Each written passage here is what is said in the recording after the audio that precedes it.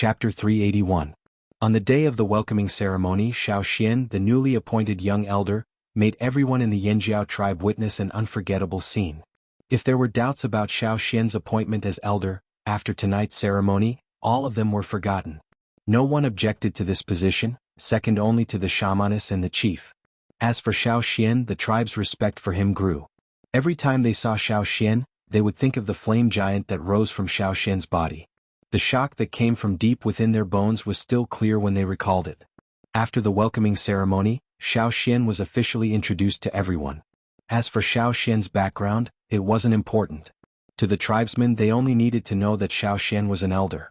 As for the rest, if the shamaness and the chief didn't say anything, they wouldn't ask. This was very similar to the personality of the other Yanjiao tribe. If there was a moment of doubt, they would gossip in private and forget about it after a while. There will be a hunt in 7 days. Xiao Xian, you should come with everyone, Chief Jianghu said to Xiao Xian. Group activities were a way to speed up integration. Hunting would allow Xiao Xian to better adapt to the tribe.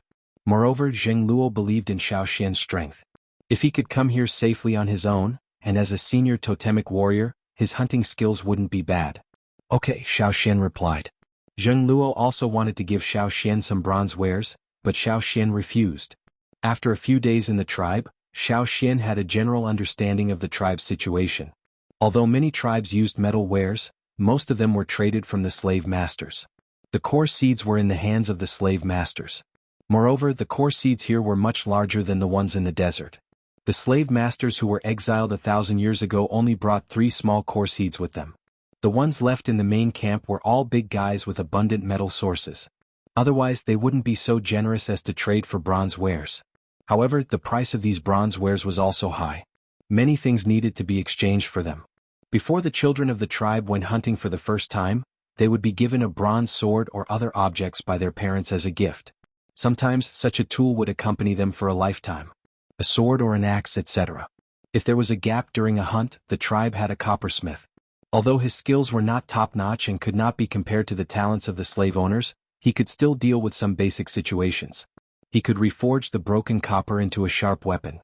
Warriors like Zheng Luo had excellent hunting skills, so naturally they could trade for more bronze wares. However, Xiao Xian didn't lack bronze wares to hunt. If he wanted to trade for bronze wares, he could rely on his own abilities. Thus, while Zheng Luo and the others were wondering how Xiao Xian would handle the upcoming hunt, they saw Xiao Xian moving stone after stone into the house.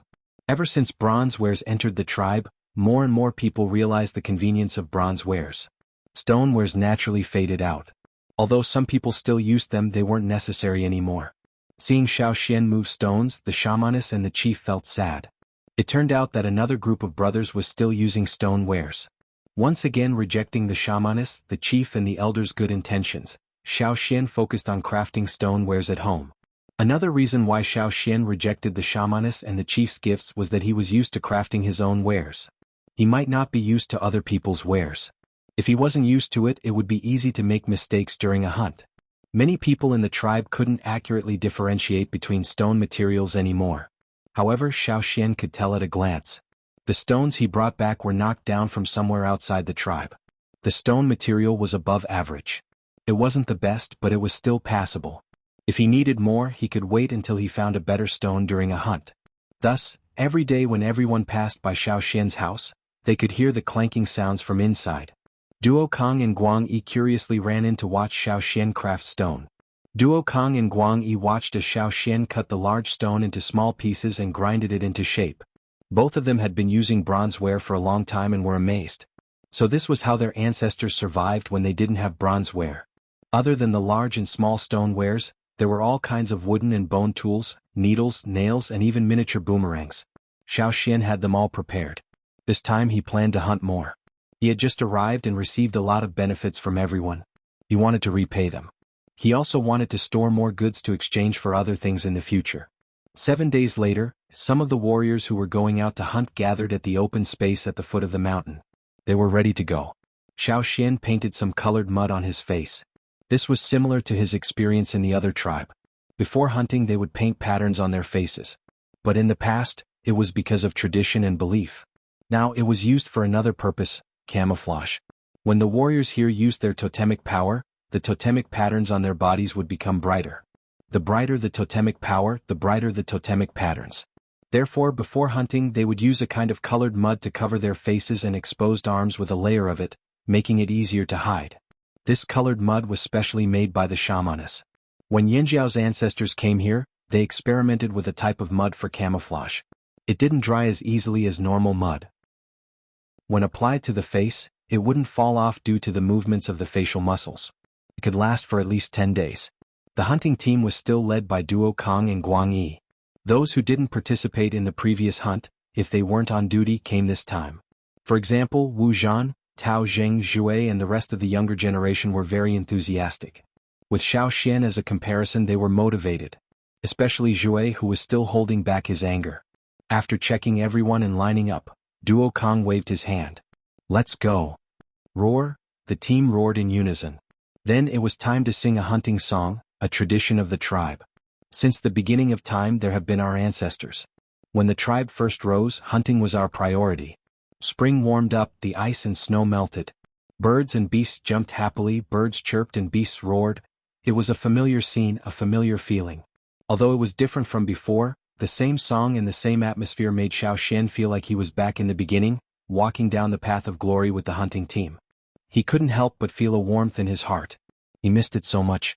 On the Taiha tribe's side, they were also planning to go hunting. After walking for a while, they heard the Yinjiao team singing again. They instantly panicked. Damn it, the Yinjiao people were here to annoy people. Hunting was exhilarating. Luckily, everyone's hunting areas were separated so they didn't have to bump into each other. Otherwise, the Taiha people would have vomited their breakfast. Chapter 382.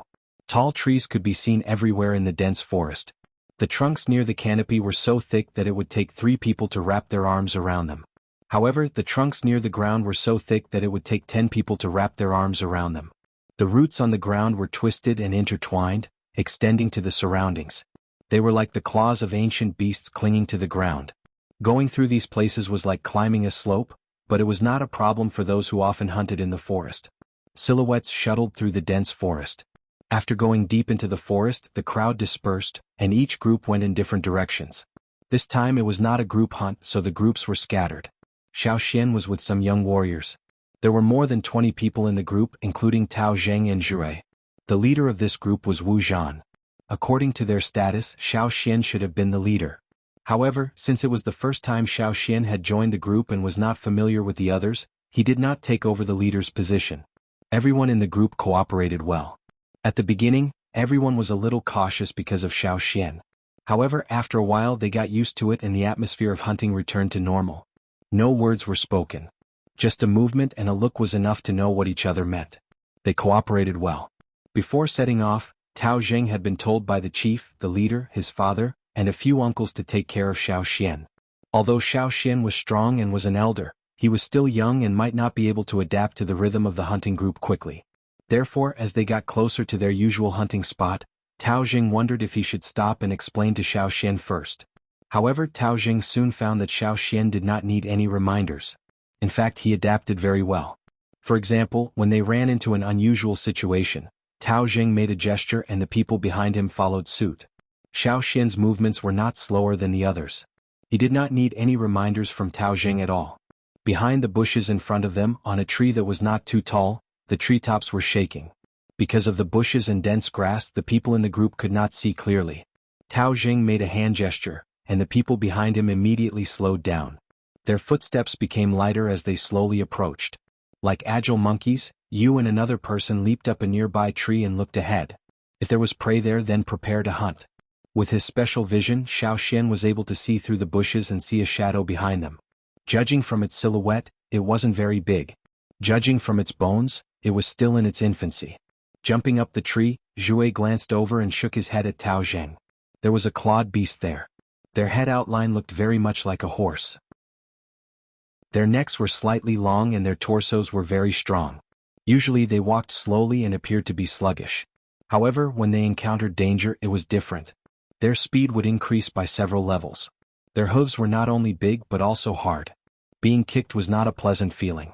Clawed beasts were also on the hunting team's list of prey, but they did not include cubs.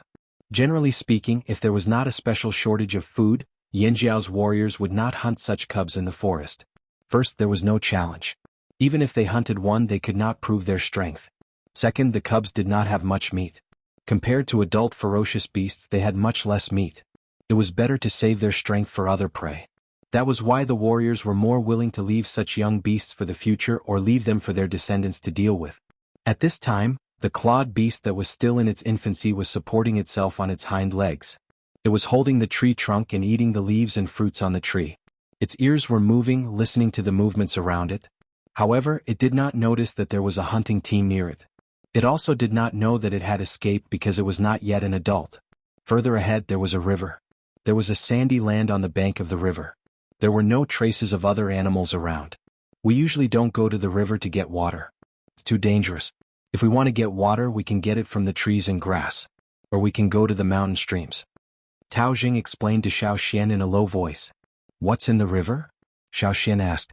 There are fishes with sharp teeth. Sometimes there are anacondas lurking in the river. However, these are not the main reasons. Tao Jing pointed at the sandy land. There might be bone beasts there. When they are there, the river is especially quiet. The fish and other underwater animals will avoid them. Bone beasts?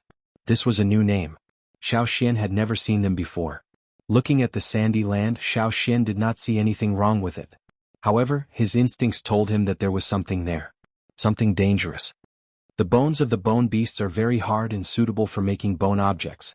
The bone knives made are all very good things. However, bone beasts are not easy to hunt. Their skin is too hard and their skulls are more like a layer of hard stone. They are very strong. If we weren't confident, we wouldn't provoke the bone beasts there. Other than that, they are very cunning. They are very good at disguising themselves. Once again, Xiao Xian looked at the sandy beach and changed his vision. Through the sand he could see a very obvious giant skeleton under the sand. There was a bone beast there.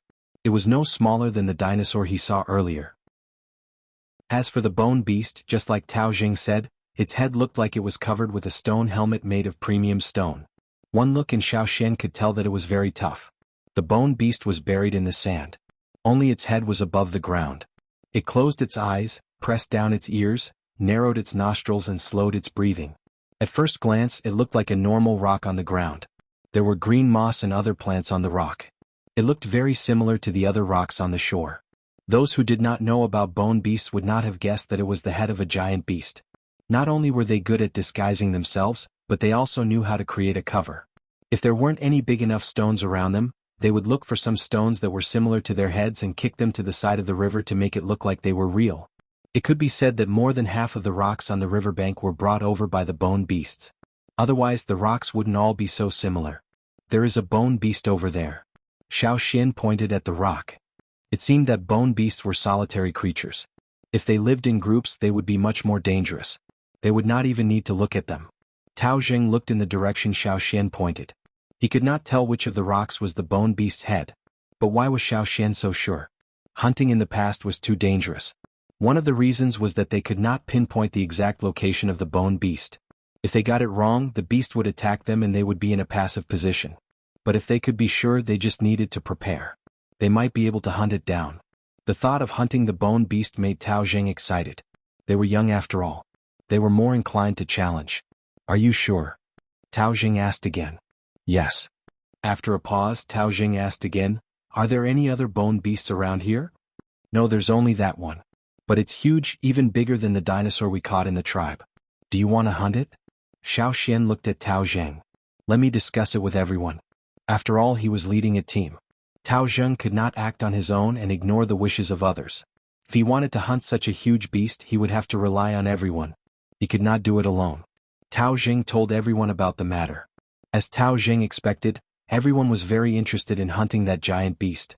Moreover, if they could determine its specific location first, they wouldn't be in a passive position from the beginning. As long as they were prepared enough, even if the hunt failed, they could still escape unscathed. How can you be sure that's the bone beast? Jue stared at Xiao Xian, questioning him. He ignored Tao Jing's tug. The others had their doubts too, but they were not brave enough to voice it out loud. They could not be blamed for not believing him. Even the most experienced warriors in the tribe would not dare to make such a claim. So what if Xiao Xian was an elder? Why should they believe him just because he said so? Hunting was not a game. A single mistake could land them in trouble or even death. Xiao Xian did not answer Zhue's question directly. Instead, he looked around and pointed at the ground 2 steps away. "There's a rock about this big." Xiao Xian gestured, describing the size and shape of the rock. Zhui and the rest looked in the direction Xiao Xian was pointing at. There was a thick pile of rotten leaves. There were many fresh leaves and broken branches on top of it. Zhui looked at Xiao Xian. Tao Jing nodded. Zhui hurried over and pulled out his knife. He peeled away the leaves and branches, digging through a thin layer of soil to find a rock. It was exactly as Xiao Xian had described. Seeing this, Yu's eyebrows kept rising. So accurate. Chapter 383. Xiao Xian proved his conjecture. The others believed Xiao Xian's words. "What do you think?" Tao Jing looked at Zhui. Zhui buried the rock with leaves again. "Since we've decided, let's hunt." The bone beast was a huge temptation to them. A hunter who did not want to hunt good prey was not a good warrior. After confirming the hunt, Tao Zheng and the others retreated. They planned to have a good discussion before starting the hunt. If it was any other prey, they would not have needed such a discussion. They could have just attacked. They had worked together many times and were familiar with each other. But this was their first time hunting a bone beast.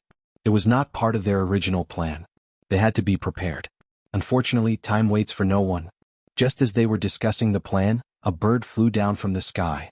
It swooped across the water and picked up a fish. It circled in the air, looking for a rock to rest on. Tao Zheng and the others stared nervously at the long-necked bird and silently chanted in their hearts, fly away quickly." But the bird refused to leave. It stared at the rocks by the river. It was picky, trying to decide which one was the most comfortable to eat on. Tao Zheng and the others watched as the long-necked bird flew towards the bone beast's head with the fish in its beak.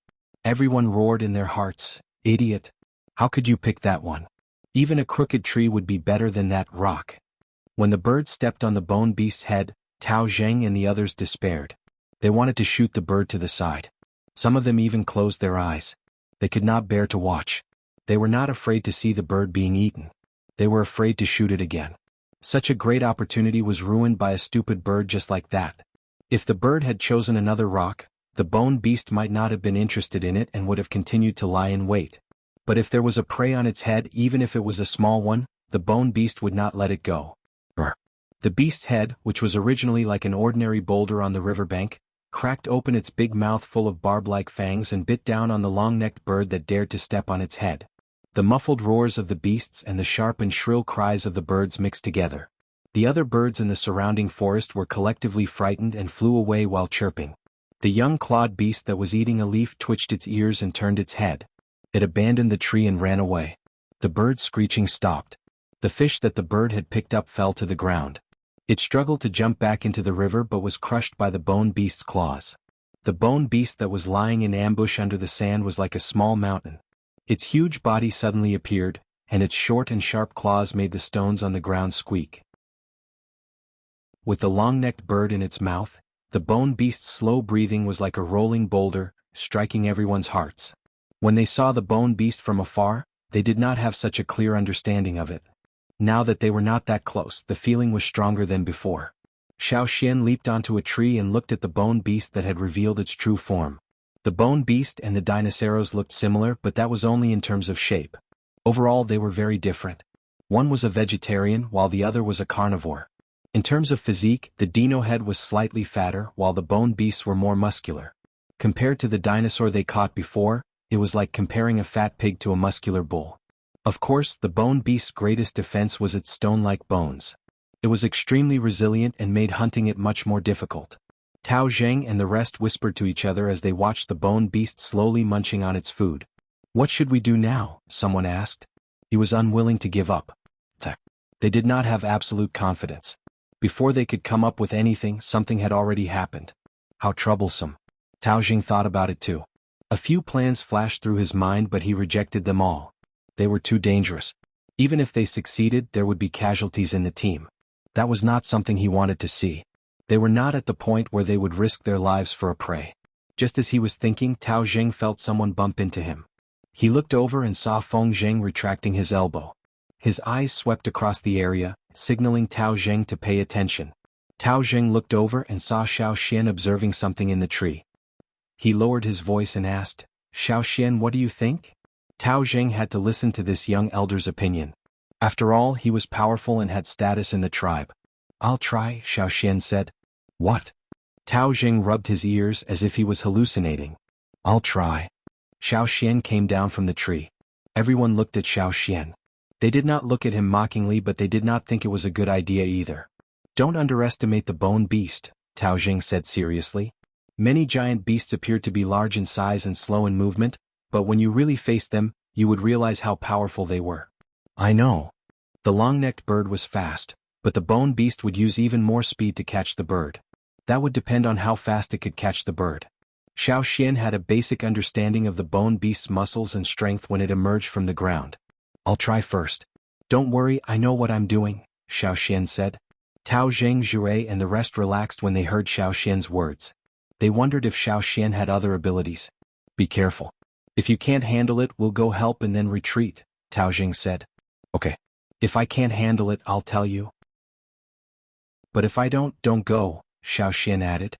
Tao Jing hesitated and nodded. "Okay." Tao Jing wanted to give his weapon to Xiao Xian, but Xiao Xian refused. "Thanks. I have it with me." Xiao Xian patted his bag and walked to the riverbank. Seeing Xiao Xian leave, a young warrior asked Tao Jing, "What else does he have other than that black dagger?" "I don't know." Tao Jing shook his head. "That dagger is made of stone, right?" Another warrior asked, worried. Tao Jing sighed and stopped everyone from talking. "Let's wait and see." Looking at Xiao Xian quietly approaching the riverbank, everyone couldn't help but praise him in their hearts. He looked like a veteran. Maybe he really had a way. Then they saw Xiao Xian hide in a tall tree by the riverbank. He paused for a while and then threw something out. It was not aimed at the bone beast. Was it a diversion? Everyone thought of a few strategies they had used before. They widened their eyes to watch and learn. But what happened next made their jaws drop. Xiao Xian charged out towards the bone beast. Seeing this scene, Tao Jing wished he could vomit blood. "Was this what you meant by, 'don't worry'?" Chapter 384. The clouds in the sky covered Yangguang and the ground darkened. The forest that covered Yangguang seemed to have quietened down. The trees beside the sandy land were tall and Xiao Xian was most satisfied with them. Xiao Xian had considered the type of tree, the wood quality, the strength of the roots, and so on. The time he spent on the tree was actually to find the best place to start. He would definitely be at a disadvantage if he fought against such a troublesome beast. Now he had to focus on hunting. Xiao Xian planned to try a trap. Today's weather and environment were perfect for a trap. Hiding in a tree, Xiao Xian looked at the beast lying on the shore. His mind was filled with ideas, combining the terrain and environment to form a complete trap. However, theory was just theory. He had to be careful when he put it into practice. Xiao Xian no longer wore his worm skin. He had used it to wrap the core seed in the desert for Tuo and the rest to bring it back to the tribe. Without a bodyguard, he had to be more careful. If he got hurt, he would be at a disadvantage. The worm skin was gone, but the string was still there. Finding the first trap point, Xiao Xian threw the stone nail with the silk thread tied to it. The sound of the stone nails hitting the ground alerted the bone beast. Its bones shrunk in size, but they were sturdier than before. When it realized that it was only a puny human, it roared and swiped at him with its claws. Xiao Xian dodged, but he didn't go far. He swung his hand again, and the shrunken boomerang tied with a silk thread, drew an arc and wrapped around a thick tree trunk on the edge of the sandy ground. Xiao Xian did not attack immediately. Although he had a few chances to cut the beast, it might not actually hurt the beast. At most, it would only break its skin. It might even enrage the beast. Xiao Xian did not want to take the risk. He could not predict what the beast would do in a fit of rage. There were too many uncertainties. Xiao Xian did not want to risk it. He dodged the beast's attacks nimbly. Every time it looked like he was about to be hit, he would dodge again. Tao Zheng and the rest watched Xiao Xian's movements, sweating. To them, Xiao Xian was really putting on a show of life and death. It was not Xiao Xian who was shocked, but Tao Zheng and the rest. If they were not careful, Xiao Xian would end up like the fish that was squashed by the beast. Xiao Xian dodged again and again. The beast was frustrated, swinging its arms harder and harder. Every time it swung its arms, a huge tree trunk would break. Even if it didn't break, there would be a huge hole. The canopy above was about to fall. Crack. Another tree was snapped. However, Xiao Xian did not attack immediately. Instead, he focused on dodging, leading the bone beast around. What is he doing? You could not help but ask. Tao Zheng and the rest were confused as well. Their initial anxiety had faded. Seeing how Xiao Xian dodged the beast's attacks, it was clear that he had the ability to dodge the beast's attacks, but he was still running around it. Let's keep watching. If we think something is wrong, Xiao Xian can escape. Plus, Xiao Xian did not ask us to interfere, Tao Jing said. What is he throwing? Wu Zhan, who had been silent, asked. A knife? A spear dart? It doesn't look like it. Why would he throw something other than his prey? Tao Jing shook his head. The thick clouds were still blocking Yang Guang's view. The forest was dark and they could not see everything clearly. However, they could not get too close either. Not only would they disrupt Xiao Xian's plan, they would also expose themselves to the beast's attack range. Thus, even if they had their own guesses, they could not go closer to take a look. On the other side, Xiao Xian ran a few steps vertically up the tree trunk and leapt up. Below, the bone beast opened its mouth wide, revealing a mouthful of sharp hook-like teeth. Ah! A young warrior could not help but cry out. Moving in the air was not as easy as moving on land. It was difficult to dodge. Tao Jing was about to rush over as well. Why didn't they ask for help at a time like this?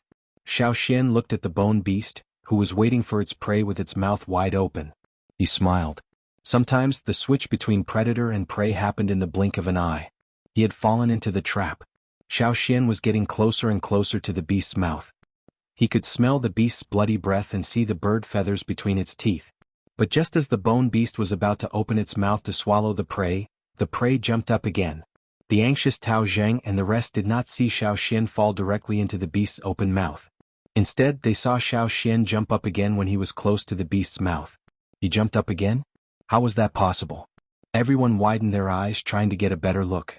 On the other side, not only did Xiao Xian jump up, he was also jumping up step by step. It was as if there were stairs in the air. The bone beast wasn't the only one who was dumbfounded. Tao Zheng and the others had their eyes popping out of their sockets. How was that possible? The wind blew. In the sky, the thick layers of clouds drifted, and the sunlight that had been blocked was once again revealed little by little. The golden rays of light once again swept through the forest. Tao Zheng and the rest saw thin lines reflecting the golden light around the beast. Lines? Xiao Xian was jumping up by stepping on lines. Were those the lines he had thrown out earlier? But why would Xiao Xian make those lines? Lines of golden light surrounded the bone beast. Xiao Xian had already jumped to the most suitable height. His timing was perfect. A rock rolled into his palm and slid between his fingers. With a flick of his finger, Xiao Xian shot out the small stone. Boom. The sound of the taut threads vibrating could be heard. It was as if a switch had been flipped. Immediately after, a series of rapid cutting sounds burst out. It was like the ear-piercing sound of fingernails scratching hard objects, causing Tao Zheng and the others to have goosebumps all over their bodies. They couldn't help but tremble. Like a loose cocoon, the bone beast was tightly bound by strings. The beast struggled with brute force. The more it struggled, the sharper the sound. There seemed to be the smell of burning wood in the air. Boom, boom. Along with several sounds, some of the tall trees around the sandy land were cut down. Some of them were cut off from the ground, while others were cut off from the tree crown. Brr. The bone beast's struggle broke a dozen trees, and it lost its balance and fell to the ground. This was the moment he had been waiting for. Xiao Xian didn't want to rely on these threads to completely tie up the beast. He just wanted to use this method to drag the beast down and trip it up. Xiao Xian was brought to a tree by the force of the silk thread. The totemic power in his body was at its peak, and even the mud on his face could not completely cover the exposed totemic patterns. The bulging muscles on his arms were constantly twitching, and his legs were gathering strength. His strength exploded in an instant, and the tree trunk under his feet made a soft cracking sound. His body was already pushed out. Xiao Xian was extremely fast. In a blink of an eye, he was in front of the beast and punched it. The beast that was tripped had just lifted its head when it saw the incoming punch. The shockwave from the punch made it squint its eyes. Boom. Tao Zheng and the others shuddered. They could tell from the sound of the punch that it was a powerful one. Zhuai looked at the bone beast whose head was buried in the sand. He thought of the dino-head beast that was smashed into the ground back in the tribe. His facial muscles twitched. He did not see it with his own eyes back then. Now that he saw it with his own eyes, he was deeply moved. What a powerful punch. That. Before Tao Zheng could finish his sentence, another punch came from the other side. The beast struggled to lift its head from the ground before it was smashed in again. Zhuai, who had experienced Xiao Xian's strength before, was speechless. Tao Zheng and the others' jaws dropped to the ground. They wanted to raise their arms and cheer, "All hail the elder!" They watched as Xiao Xian rubbed his fists. He ran to the side and picked up a boulder that the beast was using to hide its head. He tossed it in the air and threw it again. The boulder cracked, but the beast's head was still fine. Still struggling? Fine again. Tao Zheng and the rest couldn't help but feel sorry for the bone beast when they saw Xiao Xian throw one rock after another at it. Why did he have to collect so many stones? He deserved it. Chapter 385. The beast was knocked out and it looked like it would be out for a long time. Even if it woke up soon, there was no need to worry.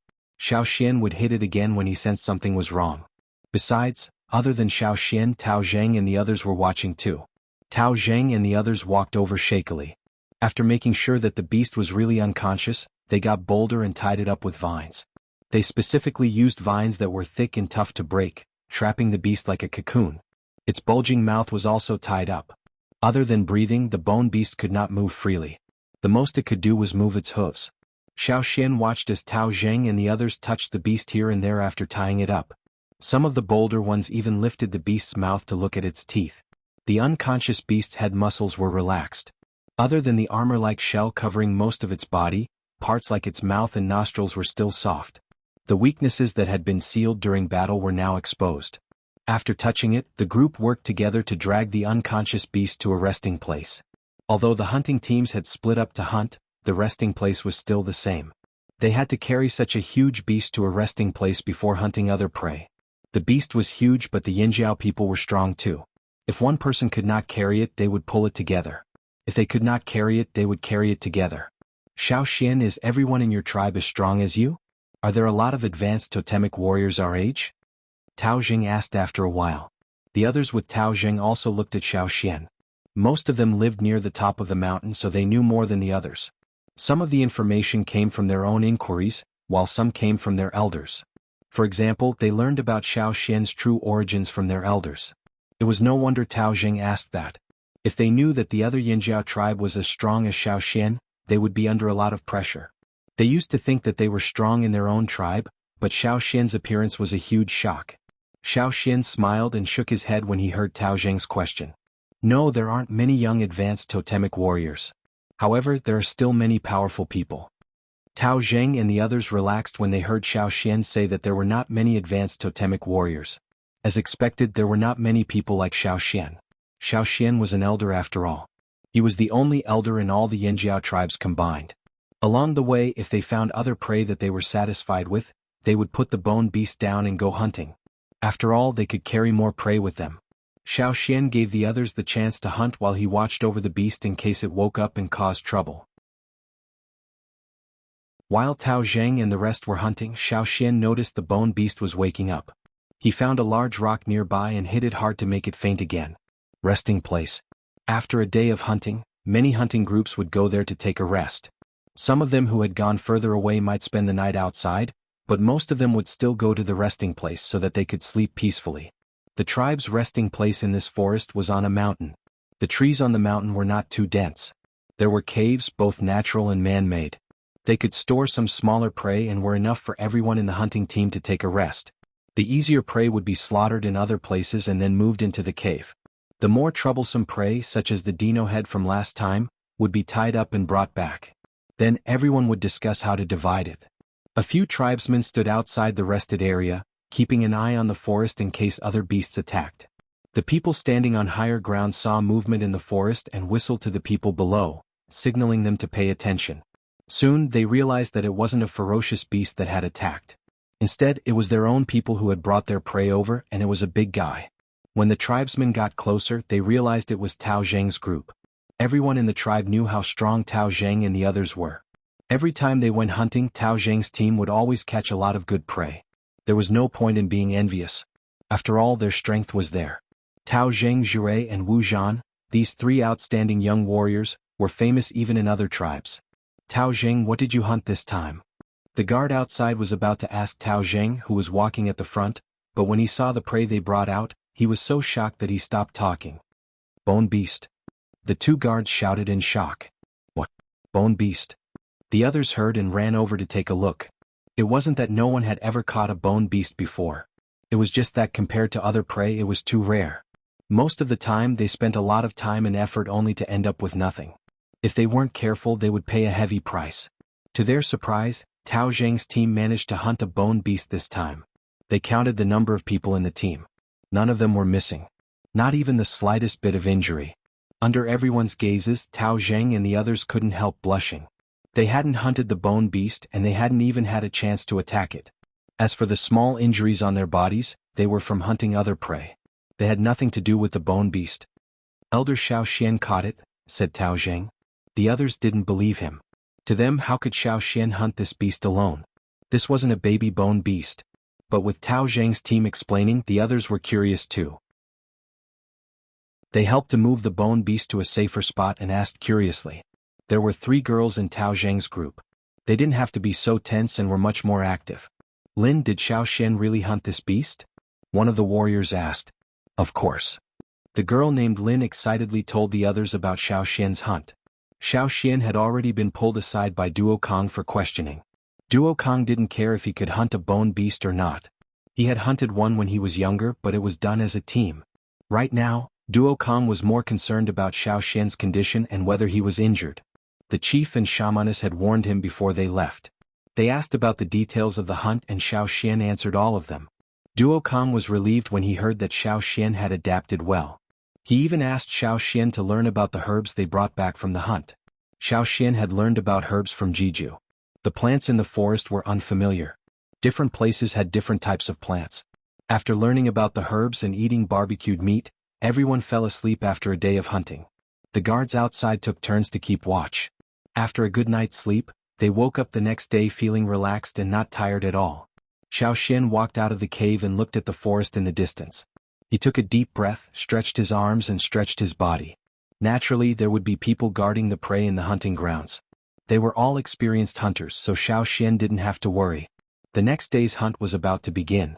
They had to continue hunting. As winter approached, there would be fewer animals. They had to be prepared. Chapter 386. Every year when winter approached, the tribe would go out to hunt more frequently. If it weren't for the limited manpower, they would definitely hunt for longer periods of time. Because every year when winter approached, the tribe would prepare animal skins and let people take them to the slave owners to sell, and then buy some other things. When the weather turned cold, the slave owners who lived far away from the mountains and forests would have an increased demand for animal skins. Relying on their slaves alone, they couldn't prepare much good stuff, so they still had to get it from the tribesmen. Especially those with good fur and good leather, the price of selling them was more than twice as high as other times. Food, bronze, and other things that the tribe couldn't produce themselves, they would use this method to exchange for them. If the family had the means, they would buy some rare things from the slave owners and bring them back. All of this required the support of prey. Before going to bed yesterday, Xiao Xian heard many people in the team discussing what to exchange for furs. They also asked Xiao Xian, but Xiao Xian hadn't been to the slave owner's territory, so he couldn't say why. He could only wait and see. On the second day of hunting, before the sun was completely out, each team had already set off. Following Tao Zheng's team, Xiao Xian quickly passed through the mountains. Sometimes, after a short pause, Tao Zheng would introduce some of the surrounding terrain to Xiao Xian. This was the hunting route that their team often took. Xiao Xian memorized all the dangerous places, ferocious beasts, and dangerous or medicinal plants around. When they passed by a dry river, Xiao Xian's footsteps suddenly stopped and looked over there. Seeing Xiao Xian stop, the others also stopped. After yesterday's hunting, the people in the team wouldn't underestimate Xiao Xian. In terms of strength, even the stubborn Zhui had to admit that Xiao Xian was a little stronger than them. What's wrong? Tao Jing asked. Looking at the dry riverbed, they didn't find anything strange. They had been here many times and were very familiar with it. Xiao Xian stared in that direction. You guys wait here. I'll go take a look. With that, he quickly walked over. There were no dangerous fierce beasts around, so Tao Jing simply walked over and asked, "What did you find?" Xiao Xian remained silent. He wasn't sure either. The riverbed here was 20 to 30 meters wide, and it seemed to be wider in the distance, but it was not deep. During the rainy season, the river will rise, but at the end of the year, the river level will drop and dry up. Tao Jing explained to Xiao Xian, "There's water here most of the year, but it's only dry at the end of the year. But when there's water here, we won't get close. Because there are some dangerous fish here." Xiao Xian walked to the side and didn't go down. He looked at the dry riverbed, but if he stepped in, he would sink right in. The bottom was soft mud, but the top of the mud was dry and cracked. Weeds grew out of the cracks in the mud and they were growing quite well. However, Xiao Xian wasn't interested in that. His target was the rocks on the riverbed. Do you have a spear? Let me borrow it. Xiao Xian turned around and asked someone to lend him a tool. Use mine. Duo Li hurriedly handed over the spear he always carried. Thanks. Xiao Xian took the spear and picked up the nearest rock on the riverbed. The stones exposed from the riverbed were lifted up high by the spearhead and flew towards Xiao Xian. After catching the rock, Xiao Xian wiped away some of the dry mud on the surface of the rock and carefully examined it. He rubbed his fingers on the rock to feel it. What's different about these rocks? Tao Jing asked. In his opinion, these rocks were no different from other rocks. They weren't big either, so they couldn't be made into stone tools. Xiao Xian shook his head. It's just a guess. After picking up 2 more rocks, Xiao Xian put the 3 fist-sized rocks into his animal skin bag. Then he walked along the riverbed and looked into the distance. The scary fish you're talking about, the ones with hard scales, sharp teeth for claws and a long tail. Are they the ones that can swim in the water and walk on land? Xiao Xian asked. Before Tao Zheng could answer, Duo Li and the others nodded. Yes, that's it. Xiao Xian, you've seen them before? At first they wanted to hunt some of those fish, but then they realized that they were too dangerous and there were too many of them. So, when the weather was warm and the water level in the river rose, they would avoid this place. At the end of the year, when the river dried up and the fish left, they would come back. Touching the animal skin bag with the rocks, Xiao Xian asked again, where does this river lead to? The others didn't know the answer to this question, but Tao Jing did. He heard it from an old hunter who used to come here. It said that there's an even wider river ahead. That river can cut through the entire forest. If you follow that river, you might see the sea. But it's too far and no one in the tribe has seen it before. I only heard it from some tribesmen who came from there. Into the sea? Xiao Xian lowered his head and thought. Xiao Xian stopped because he felt that the rocks on the bed looked familiar. He held one in his hand and felt that the texture was familiar too. That year, when he brought the tribe across the river and left the drumming tribe, a crocodile gave him a rock. It was said that the drumming tribe's water moonstones came from that rock. The drumming tribe had never been here before, so they couldn't have anything to do with this place. But crocodiles were different. Maybe the drumming tribe's crocodiles wouldn't come here, but what about other crocodiles?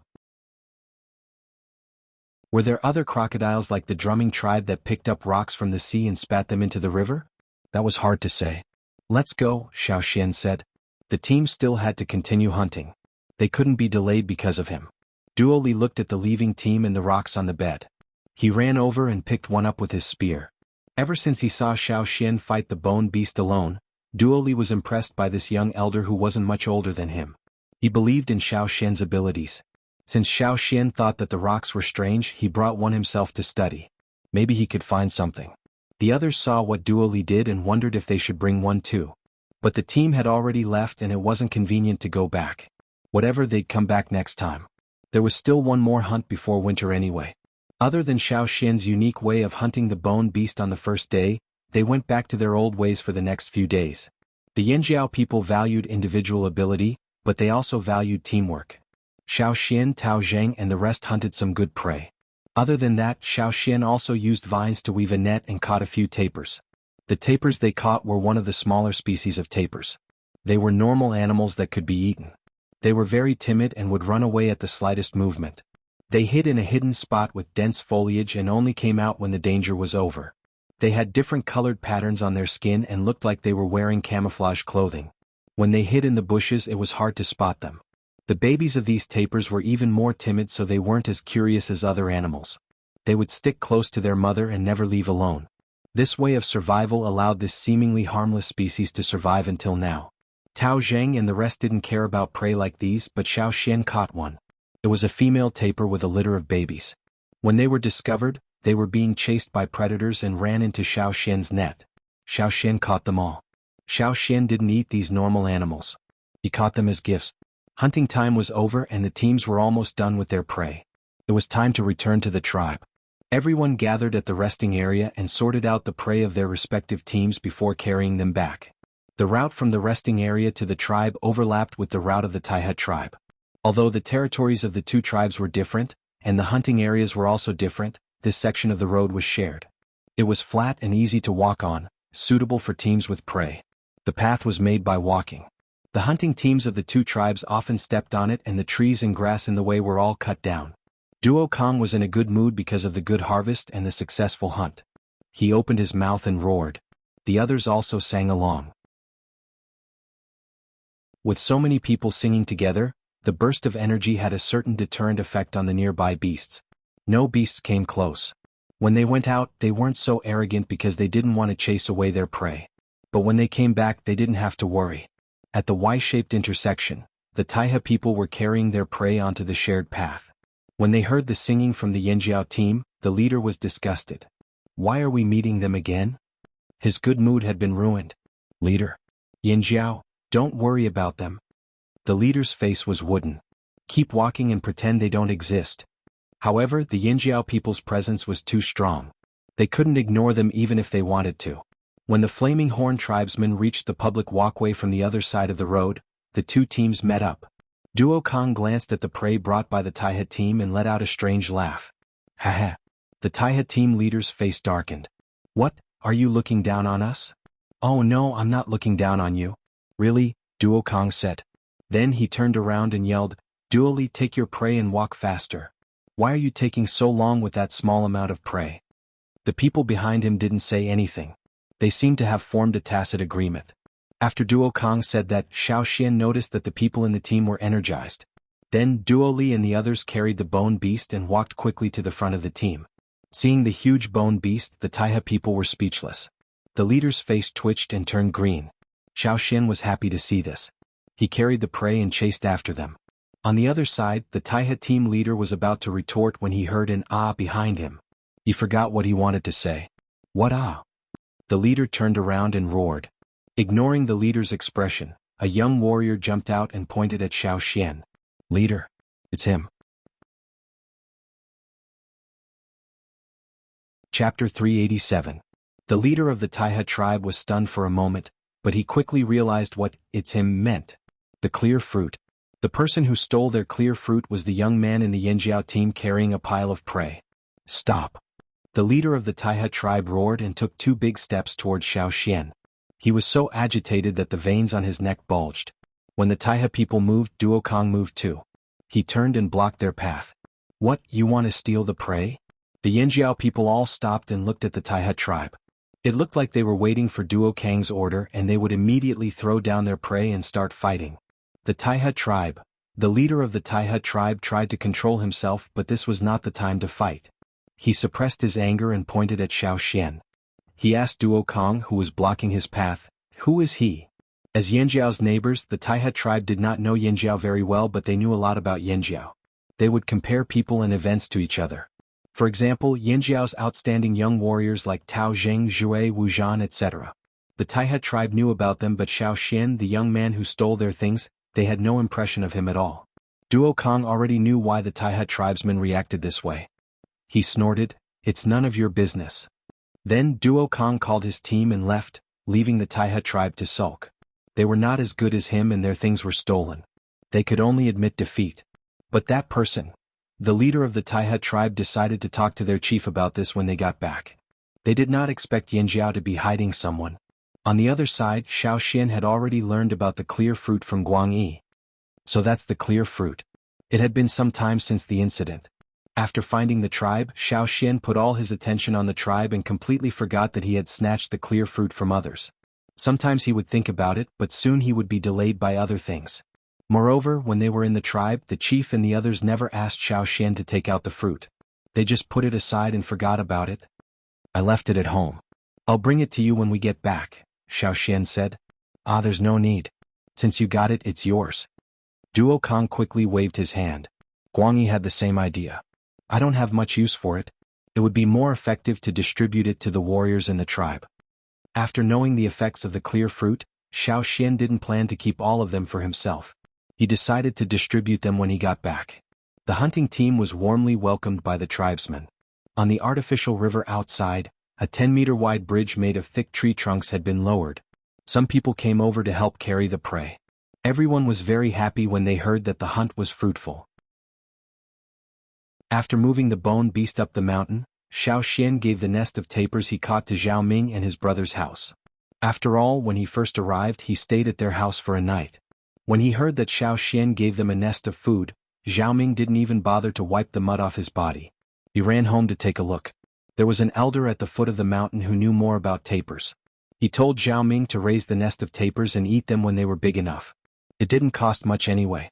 If there wasn't a mother around, the baby tapirs might not be able to survive. But with a mother around, it was much easier. They eat young twigs, young leaves and fruits. Oh, and by the river in front of the tribe. They also eat the grass that grows near the water. An auntie who had tried raising tapirs before shared her experience with Zhao Ming. Xiao Xian helped build a circle before he was called up the mountain. The hunting team had to split the prey and the shamaness wanted to talk to him about something. Xiao Xian also shared some of the bone beast with Xiao Xian's team since they helped carry it. When Xiao Xian couldn't take care of it, they were the ones who kept an eye on the unconscious beast. After splitting the prey, Xiao Xian didn't go back immediately. Instead he went to the shamaness. It was much quieter in front of the shamaness gate. No matter how happy the warriors were, they would lower their voices when they passed by, worried that they'd disturb the shamaness. "You're here." The shamaness glanced at Xiao Xian and put down the animal skin scroll. She waved, gesturing for Xiao Xian to follow her into the house. There were no windows in the room that was used to store things. If they wanted to see clearly, they would have to light a torch. But the shamaness didn't light a fire. She went straight to a table with a box on it. The shamaness came out with the box and handed it to Xiao Xian. "Take these." Xiao Xian recognized the box. He opened it and saw 3 elders' bone ornaments. "All for me?" Xiao Xian was shocked. "Yes." The shamaness nodded and sighed. "The ancestors would be more willing to give them to you." On the day of the welcoming ceremony, the 3 bone ornaments did light up. But after the ceremony they dimmed again.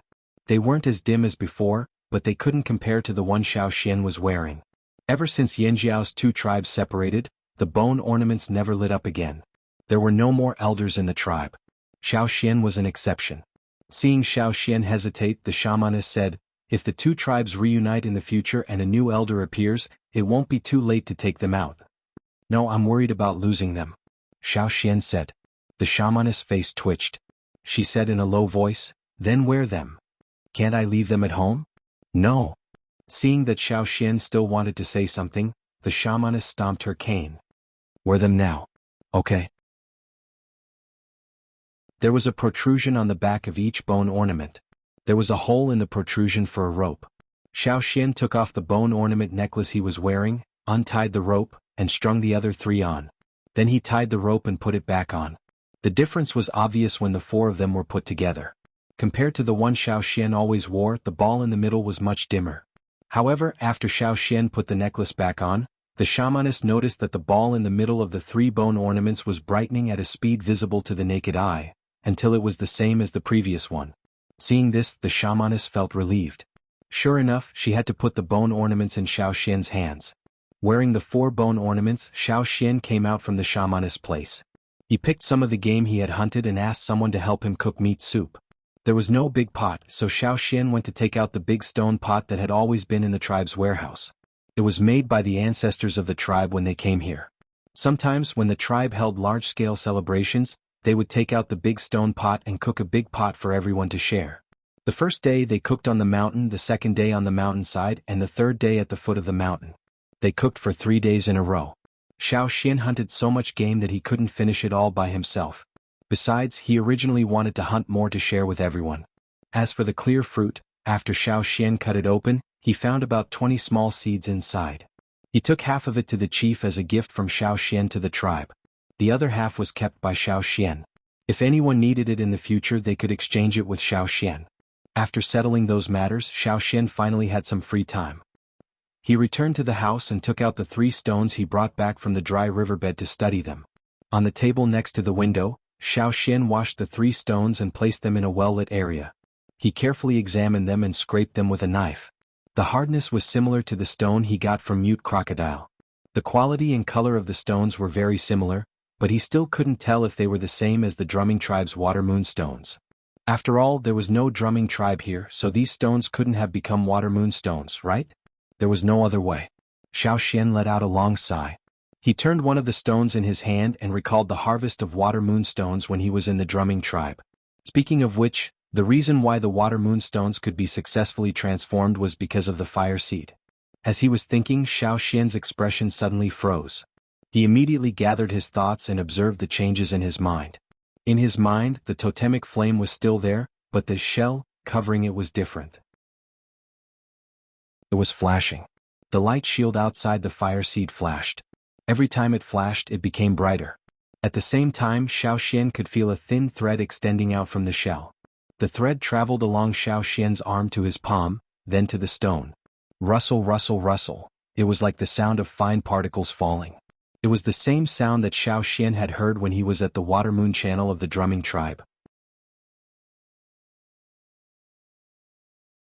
Chapter 388. When the buzzing stopped, the line in his mind was retracted.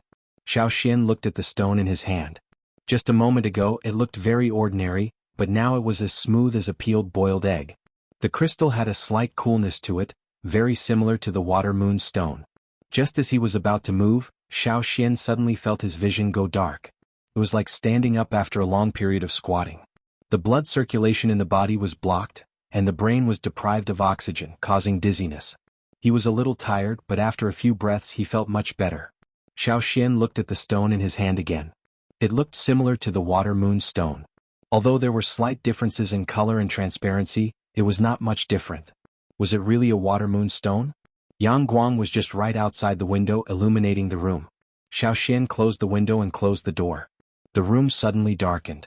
If it was a water moon stone in such a dim environment, it would definitely emit a sparkling light. However, it turned out that it was not the same. The stone in Xiao Xian's hand also emitted light, but the light it emitted was very dim. It could not illuminate the room at all. If there was an animal skin scroll with words written on it next to this stone, it might not be able to see the words clearly. This kind of brightness could not be compared to a water moon stone. However, knowing that it was similar to a water moon stone was still useful information for Xiao Xian. Xiao Xian did not immediately turn the other two stones into the same state. He planned to sit down and rest first. He had used a lot of energy to make the stone just now, so he felt very tired. At this time, someone knocked on the door. "Elder Xiao Xian, are you there? The chief wants to see you." Someone shouted outside the room. Xiao Xian responded and put the stone on the table. He opened the window and patted some dust off his hands. This was left behind when the stone was formed. Getting up and opening the door, Xiao Xian followed the other person to the chief. Xiao Xian placed the crystal on the table by the window.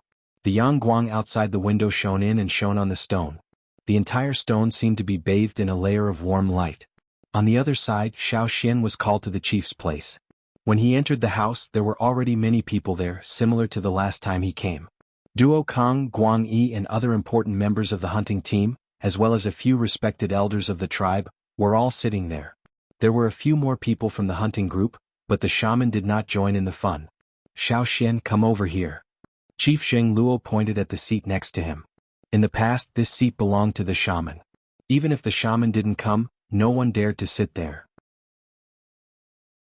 This was the first time Duo Kong and the others had seen someone sitting in that position, and the shamaness and the leader didn't even say anything. As an elder, he had the right to do so. This time, Zheng Luo had called Xiao Xian over to discuss the trade at the slave owner's territory. They would not go to the royal city. Ever since they got into trouble there, they had not been there all these years. However, they still went to other cities a few times a year. It was impossible for everyone to go, so they were here to discuss the list of people who would go, as well as some things to take note of. This kind of meeting would be held twice before departure. Today was an impromptu meeting, so they didn't inform them beforehand. "I heard that there's more demand for white animal skins this year. Do you have any white animal skins left? Sort them out properly and raise the price when the time comes." The chief told everyone what he heard. After hunting, the tribesmen would hoard the fur they didn't need. White fur was their least favorite. First, it was easy to get dirty, and second, it was too conspicuous.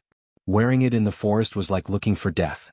However, white beasts were rare in the forest, and most of them appeared in the winter or in the snowy mountains further away. Who would go there for no reason? "Chief, do you still want spotted ones?" Duo Kong asked, rubbing his hands. Their family had hoarded a lot of spotted animal skins this year. Last year, the slave owners liked this color, so they sold it at a high price. As for the other colors, they kept it for themselves. Well, Zheng Luo thought about what he heard. "I heard that they don't like it this year." Duo Kong stopped rubbing his hands, the smile on his face crumbling. "Why do they change every year?" Zheng Luo ignored Duo Kang's annoyance and turned to Xiao Xian. Xiao Xian, you came to the tribe late, so you didn't hoard much. You don't have anything to sell, but you can come and take a look. You can help everyone when the time comes. Zheng Luo hoped that Xiao Xian could learn more about the situation here, but he was also worried that Xiao Xian wouldn't have anything to sell. If Xiao Xian went there and saw the other people in the tribe selling happily, Xiao Xian wouldn't feel good just by looking at them. Don't worry, I know. Xiao Xian smiled. Duo Kong and Guang Yi looked up at Xiao Xian at the same time, but didn't say anything. After the meeting, the chief invited everyone for a meal. The meat was the bone beast meat that Xiao Xian brought out. They ate, drank, and chatted. Although there weren't many seasonings here, the tribesmen were smart enough to add some fruits and leaves to the soup. It tasted good. Xiao Xian had to learn from them. I haven't eaten it in so many years, it still tastes the same. An elder said, smacking his lips. Another elder also talked about how they hunted bone beasts years ago. He even told Xiao Xian where the bones could be used. Xiao Xian stayed at the top of the mountain until sunset. It was getting dark before he returned to his house. However, when he returned, he found many people surrounding his house. What's going on? Xiao Xian asked. Hey Xiao Xian, you're finally back. Duo Li squeezed through the crowd and ran over excitedly. Elder Xiao Xian, what's that in your house? Although the house wasn't locked, they didn't dare to enter. Even if the windows were open, they wouldn't dare to pick up the glowing thing. They weren't close enough to Xiao Xian to take things from him. Besides, Xiao Xian was an elder, second only to the shaman and the chief. How could they just take things from an elder's house? That was why they could only suppress their curiosity when they saw the glowing stone. Now that Xiao Xian was back, they were all excited. In the house. Xiao Xian didn't quite understand. He looked towards the house and understood. Although there were many people blocking the view, they could still see the light coming from the windows. Water moon stone? No, that wasn't it. The light wasn't exactly the same as the water moon stone. The color of the light was less cold and had a hint of warmth. The crowd in front of him was curious. When they saw Xiao Xian coming over, they quickly made way and fought to ask their own questions. Without answering the chattering cha-cha, Xiao Xian opened the door and walked over to pick up the crystal on the table. Even Xiao Xian was puzzled. It wasn't like this before he left. The stone wasn't this bright during the day. Why was it so bright at night?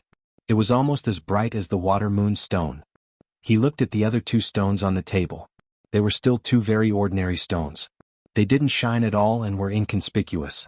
Seeing Duo Li and the others craning their necks to look at them with expectant and curious eyes, Xiao Xian passed the crystal to them. When the crystal was in Xiao Xian's hands, the others didn't dare to touch it. But when Duo Li took it, everyone started fighting for it. Especially those who were close to Duo Li. They all squeezed over wanting to take a look for themselves. It wasn't good to make a ruckus in front of Xiao Xian. Duo Li hurriedly spoke to Xiao Xian. After Xiao Xian agreed, he took the stone to a more spacious area outside the house and left with the noisy crowd. Once the crowd left, the surroundings became much quieter. Xiao Xian sat by the table and picked up the other two stones, wondering what was going on. Chapter 389. After a while, Duo Li returned the crystal to Xiao Xian. He was quite reluctant to give it back as he felt that it would be much more convenient to have a glowing crystal at night, much more convenient than lighting a fire. More importantly, he had never seen it before. It was his first time seeing it and he felt that it was very rare. Xiao Xian, where did you get this crystal? Duo Li asked curiously. Yes, Elder Xiao Xian, where did you find this stone? Can you tell us about it? Even Tao Zheng and the others came over. Before this, they had never seen Xiao Xian take out something like this. They had heard of glowing stones, but they had never seen one with their own eyes. It was said that the slave masters had some of these things, but they didn't know where they got them. Xiao Xian took the crystal and said, "This stone?" Everyone pricked up their ears. I picked it out from the dried river that day. As he spoke, Xiao Xian took the other two stones from the table and showed them to them.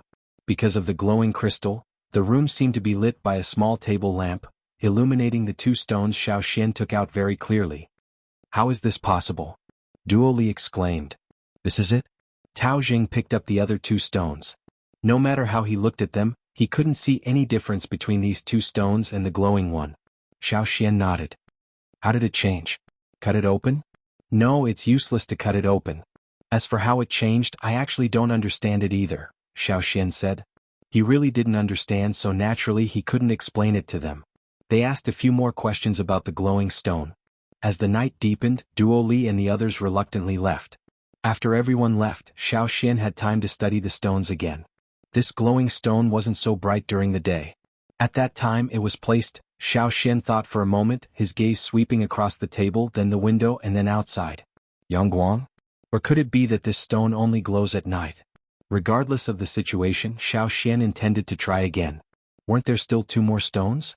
He would find the answer if he tried again. Picking up one of the remaining 2 stones, Xian mobilized the totemic power in his body.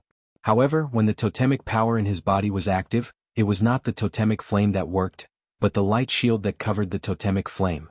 When the light shield lit up, even the totemic flames that had been rolling inside would appear much more subdued. A ray of light extended from the light shield and flowed through Xian's body from head to toe. It then flowed along his arm to the stone in his hand. This time Xian paid close attention to its changes. He could clearly feel that the outer layer of the stone in his hand had been peeled off. With a rustling sound, the outer layer of the stone shattered into a layer of powder and fell to the ground. Xian didn't need to personally brush it off. The powder naturally fell off, leaving only the crystal behind. However, the new crystal did not glow. It was not even as bright as the first stone during the day. Could it be that it really needed the sun? After bringing back 3 stones, Xian planned to leave the 3rd stone until the sun came out tomorrow to try again. Just like the first stone, after transforming the 2nd stone, Xian also felt a wave of exhaustion. He sat in the same spot for a while before packing up and going to sleep. However, while Xian slept well, some people didn't. For example, Duo Li, who had also brought back a stone, was studying the stone in the house. He was so noisy that his father, Duo Kong, woke up in the middle of the night and beat him up before he quieted down. However, he was only slightly quieter and gentler in his actions. When the sun came out the next day, Xian placed the non-glowing crystal that he had transformed last night where Yangguang was. Then he used the same method to transform the 3rd stone. When Xian tried the 3rd stone, it was under the sun. He held the stone with his palm facing upwards so that it was fully in contact with Yangguang. After the transformation, Xian brought the stone into the house and closed the doors and windows to block out the light. Sure enough, the 3rd stone was able to glow in the dark house. Although it wasn't very bright, it was much better than the previous 2 stones. The only difference was that it was in contact with more Yangguang during the transformation. As for the stone that didn't glow last night, after Yangguang placed it in the dark for a while, it shone brightly. Although it wasn't as bright as the drumming tribe's water moon stone, it wasn't any weaker than the first stone. Xian. Elder Xian. Duo Li hurriedly ran over. What's wrong? Xian asked when he saw Duo Li sweating profusely from his anxiety. This? Duo Li took out the stone in his hand, his face dejected. It's broken. Yesterday he only wanted to study it carefully to see if he could make a stone like Xian's. But in a moment of carelessness he broke the stone into pieces. I only wanted to cut off a little bit, but who knew that this stone would break into pieces like this? Duo Li said. Xian looked at the broken stone in his hand and said, this requires totemic power, not brute force. It was his own fault for not reminding him.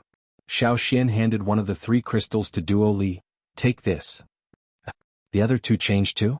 Duo Li held the crystal in his hand like it was a treasure. Thinking of something, Xian asked Duo Li, are there very few glowing stones here? Yes, very few. Duo Li said. I heard that when people from other tribes found glowing stones like this, they would sell them to slave masters in exchange for a lot of food and gold. That was strange. Xian fell into deep thought. When he was there, although many people liked the water moonstone and it was almost a universal currency, it wasn't rare to this extent. There were other glowing stones too, but they were much rarer than the water moonstone. Why was it that after the people here merged with the fire seed, their abilities increased, but many special things disappeared completely? Could it be that it was because of the fire seed? People gathered all the power of the fire seed in their bodies so they couldn't obtain the stones and couldn't change them? With this question in mind, Xian went to find the shamaness. After hearing this, she frowned and thought for a long time. It was ironic. As tribesmen they had never seen a fire seed. If this was on the other side of the sea, other than the wanderers, the other tribesmen wouldn't believe it. But here it was true. No tribe had a fire seed burning in their fire pit. The people of the Flaming Horn tribe could only see the totemic flame in their minds. However, they had never seen the flame that their ancestors brought over. No matter if it was stormy, rainy, or snowy weather, it would still burn in the fire pit without any firewood. They had never seen it with their own eyes. They only knew about it through the drawings their ancestors left behind. Even if the shamaness could see more through the Wu roll, it was far from being as clear as the real thing. The shamaness couldn't give Xiao Xian a definite answer, so Xiao Xian could only find the answer himself. After giving the remaining 2 glowing stones to the shamaness and the chief, Xiao Xian decided to go into the forest again and bring back more stones. Knowing that Xiao Xian was going to dig for stones, Duo Li, Tao Zheng and the others were more enthusiastic than the other.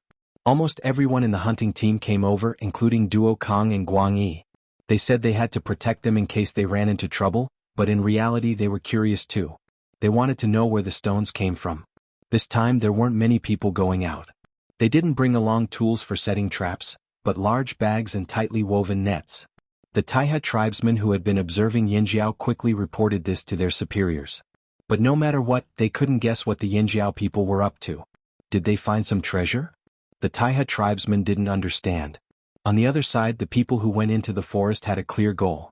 They weren't hunting, so they didn't pay attention to anything else. Even if a fat dinosaur walked past, they didn't give it a second glance. Compared to the dinosaur and other meaty beasts, they were more interested in the glowing stones. If they could get their hands on those glowing stones, they could exchange them for more bronze weapons from the slave masters. That was the most important thing. They rushed to the dried-up riverside. Duo Kong saw all kinds of weeds growing on the riverbed and the ordinary stones. He couldn't believe it. That's it. This was completely different from the gemstones with halos he imagined. He was wondering why they hadn't seen any of these stones before, but Xiao Xian found them the moment he arrived. These stones had a common face. If it wasn't for Xiao Xian, they wouldn't have found these treasures even if they walked 1,000,000 times. That's it. Duo Li couldn't take it anymore. He took out a long wooden pole that he had prepared earlier. There was a shovel-like object at the front of the pole. He shoveled and lifted the stones from the riverbed to the bank. Xiao Xian hadn't done anything yet, but the others were already busy. They had a clear division of labor. Some were in charge of scooping up the stones, while the others were in charge of picking them up. The dried mud on the riverbed was poked here and there by the wooden pole. The dried upper layer cracked open and some of the soil was pushed aside, revealing the mud underneath. And in the mud they could see some stones. There are stones under there too? Duo Kong snatched the pole from Duo Li and shoveled it into the mud. There really are. The stones covered in mud were lifted onto the table. Ignoring the stench of the mud, they wiped them with leaves and handed them to Xiao Xian. Are these yours too? Duo Li asked. Xiao Xian took them and examined them. Then, in front of everyone, he held the muddy stone and activated his totemic power. The shamaness had said that they were all trustworthy people, so Xiao Xian wouldn't hide it from her. Plus, if everyone could have this skill, they would be able to produce more crystals. It would be a good thing for the flaming horns. Realizing what Xiao Xian was about to do, everyone stopped what they were doing and stared unblinkingly at the small stone in Xiao Xian's hand. They didn't want to miss anything. Even Guang Yi, who was usually serious, couldn't help but look curious. However, he wasn't interested in the stone in Xiao Xian's hand. Instead, he was interested in the totemic power around Xiao Xian. Xiao Xian came from another Yinjiao tribe. The fire seed was still there. Guang Yi was curious about the differences between the two tribes. Chapter 390. Squeak, squeak, the sound of something falling to the ground was heard. The muddy stone in Xiao Xian's hand seemed to have been washed away by an invisible current. Starting from the top, the outer layer of the stone crumbled and fell along with the mud, revealing the smooth surface of the crystal. Duo Li's eyes almost popped out. It looked like the crystal was wrapped inside the stone. As long as the stone was cut open, it could be seen. But he knew very well that if he cut open the stone, there would be nothing. The stone would even crumble into pieces. How is this possible? Duo Li took the crystal from Xiao Xian's hand and looked at it closely. There was still some mud on the crystal. He wiped it off with his hand and covered it with an opaque animal skin bag. There was indeed light, but it was not very bright. We need to bask in the sun for a while, said Xiao Xian. Oh. Okay, let's bask in the sun. Duo Li held the stone and stood straight where there were the most Yangguang. Xiao Xian couldn't stand it, so he said, just put it on the ground. After putting the stone where Yangguang was, Xiao Xian told everyone to continue fishing for stones. They would leave immediately after they finished fishing. They could still make it back to the tribe before tonight. Knowing that this dry river was full of treasures, everyone became excited and sped up their actions. Xiao Xian told them about the drumming tribe and the water moonstones. It was the first time they heard such a story. Everyone thought it was very strange. Was it caused by the fire seed? If there is a tribe that can continuously produce water moonstones, there will only be one result, said Duo Kong. They will either perish or become slaves, added Guang Yi. That was why everyone would only say that they dug it out from the forest. They would never say that Xiao Xian made it. Everyone who knew about this was the same story. They scooped up more than 10 bags of stones back to the tribe. If it wasn't for the lack of bags and the lack of time to weave more bags, they would have scooped up more. After returning to the tribe, Xiao Xian washed the stone and told them about his experience in transforming the stone. After all, the power that transformed the stone came from the eggshell-shaped cover, and not from Yanjiao's totemic flames. The result was just as Xiao Xian had expected. No one else was able to change the stone no matter how hard they tried. Even if the shamans did it personally, the result would be the same. Totem power and legacy power were used one after another, but they were still ineffective. Everyone gave up after trying. The totem power fluctuation around Xiao Xian was different from theirs. It wasn't unfamiliar, but it wasn't familiar either. It felt strange, but it was something they couldn't do. With a shortcut closed, it was impossible for everyone not to be disappointed. How about this? If I have time, I'll make more. Even if I can't trade it with the slave masters, I can keep it for everyone to use, said Xiao Xian. The shamans shook their heads. Looking at Xiao Xian's tired face, they said, "Do what you can. No one knows if this transformation will harm you or not. In the past, without these crystals, everyone still lived well. It's fine." After everyone left, only Xiao Xian and the shamans were left. The shamans asked Xiao Xian how he felt. Other than being tired, were there any other injuries? Xiao Xian had just made 2 crystals. "I'm really fine. I'll be fine after some rest," said Xiao Xian confidently. "No matter what, you have to be careful," reminded the shamans. "Yes, I know." Back in his house, Xiao Xian looked at the big bag of stones on the ground and thought about what happened today. Other than him, no one else could successfully transform a stone into a stone. The power he possessed did not repel the totemic flames of the Flaming Horn tribe.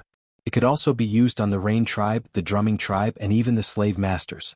What kind of power was this? Xiao Xian didn't know. The only thing he was sure of was that it had something to do with the fire seed. Over the next 2 days, Xiao Xian tried to transform more than 10 crystals. Every time he found that the outer cover in his mind darkened, that was the limit. He stopped to rest, slept for a night, and was full of energy the next day. Compared to the beginning, Xiao Xian didn't feel as tired after transforming a single stone. He didn't see black after the transformation, but he couldn't take it anymore. These crystals needed to absorb Yang Guang. They couldn't last as long as the Drumming tribe's water moonstones.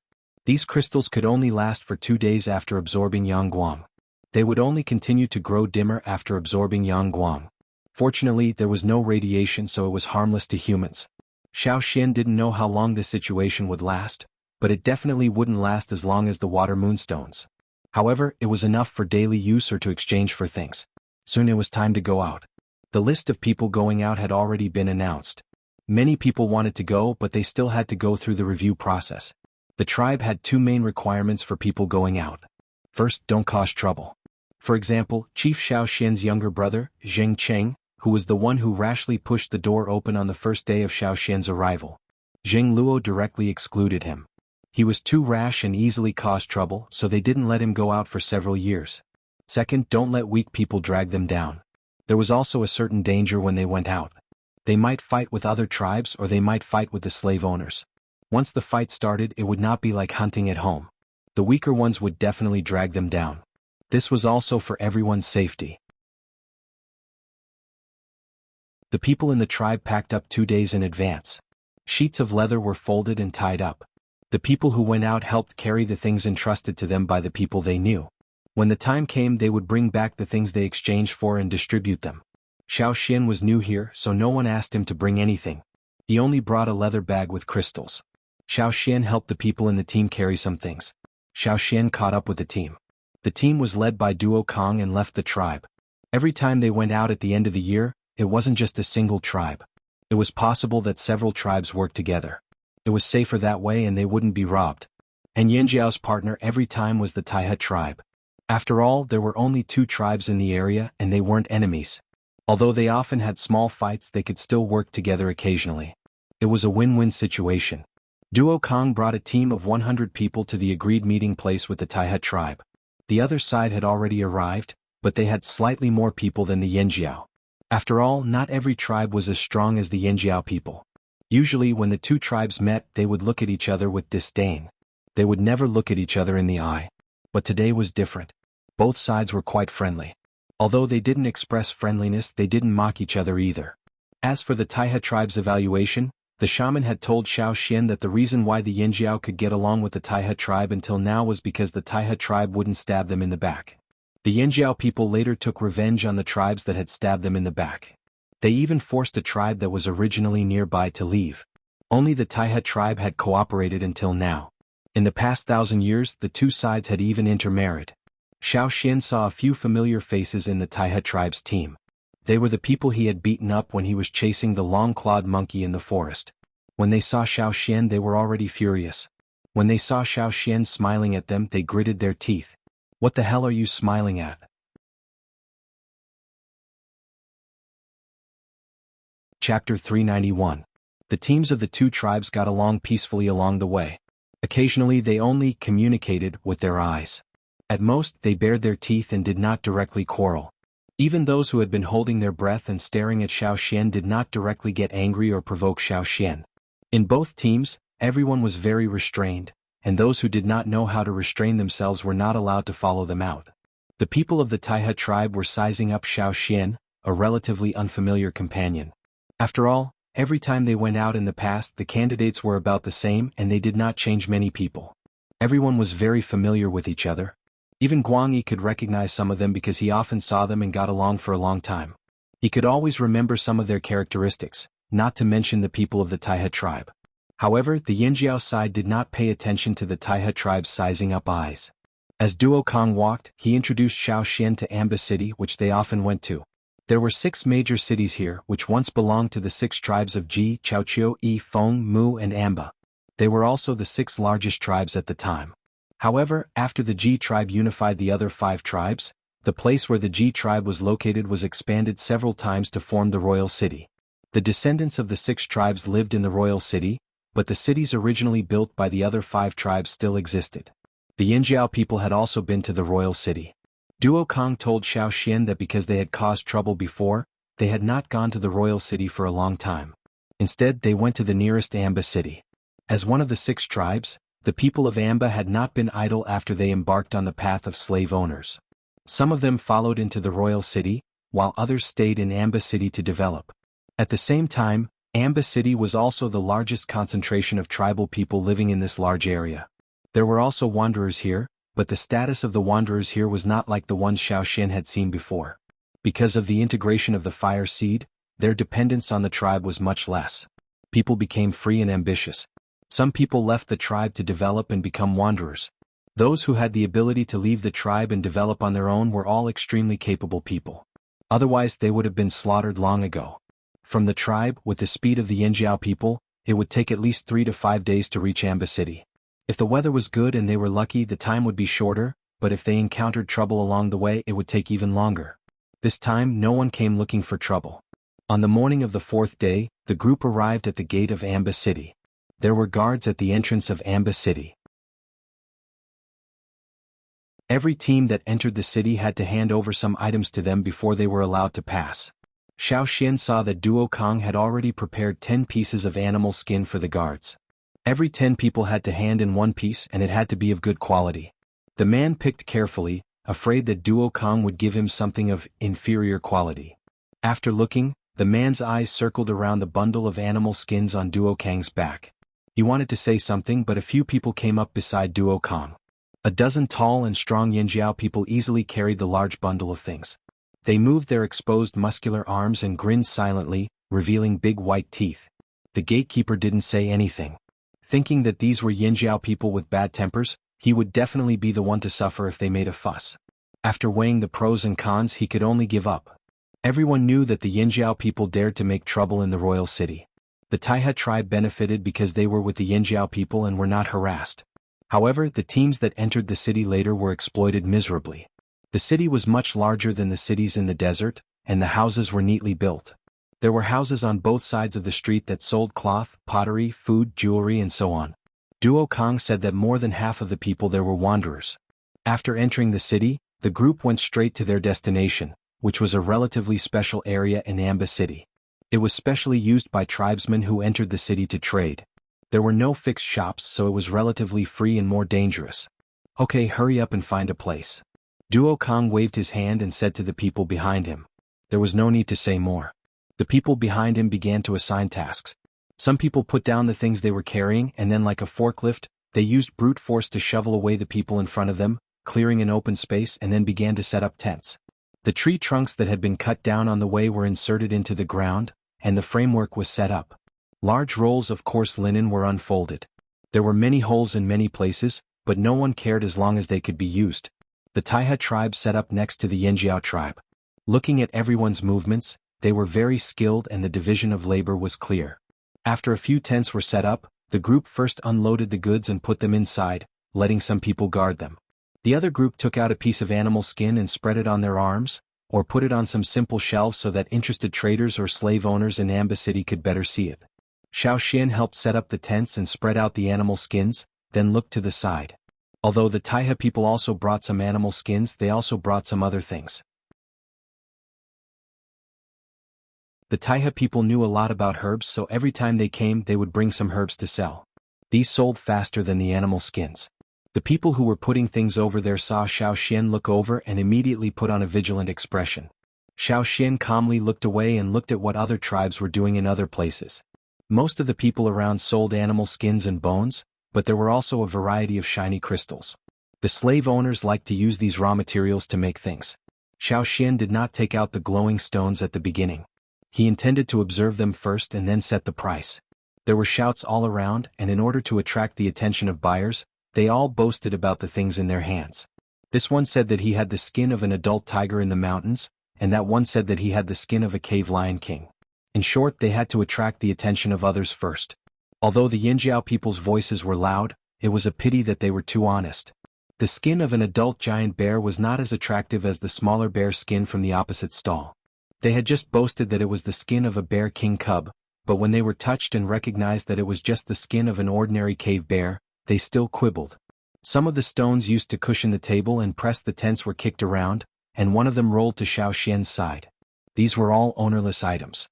Everyone picked them up from the ground, or people who came here before threw them down. They were all ordinary stones. Xiao Xian picked up the stone that rolled to his feet and looked at it. The stone was not good enough to be used as a tool. However, it could be used for other things. Thinking of something, Xiao Xian took out his tools, a small stone hammer made in the tribe and a small knife. Among the many shouts and quarrels around, a series of tinkling sounds seemed very abrupt. Some people looked in the direction of the sound, wanting to know what was making the sound, but they found that someone was actually knocking on the stone. Xiao Xian waved the small stone hammer in his hand quickly, while the other hand held the stone and kept turning it, knocking out the extra places. When the shape of the stone was not regular, it changed at a speed visible to the naked eye. What is that? It could be said that when gold and pottery were widely used, stone tools were always the easiest to ignore. So when they saw Xiao Xian playing with the stone, some of the merchants who came to see the animal skins suddenly became interested and gathered around to watch. One of them was particularly conspicuous. He was wearing a dark brown animal skin coat. His tall and burly body squeezed through the crowd and moved steadily, as if the surrounding crowd had no effect on him. His two big palms were like palm leaf fans. When he pushed, the people in front only felt layers of pressure rushing straight at them. Before they could react, they were already pushed away. Seeing that person, Duo Kang's eyes lit up. He turned his head and gave a look to the people behind him. Everyone quickly spread out the dark fur animal skins and placed them in the most conspicuous place.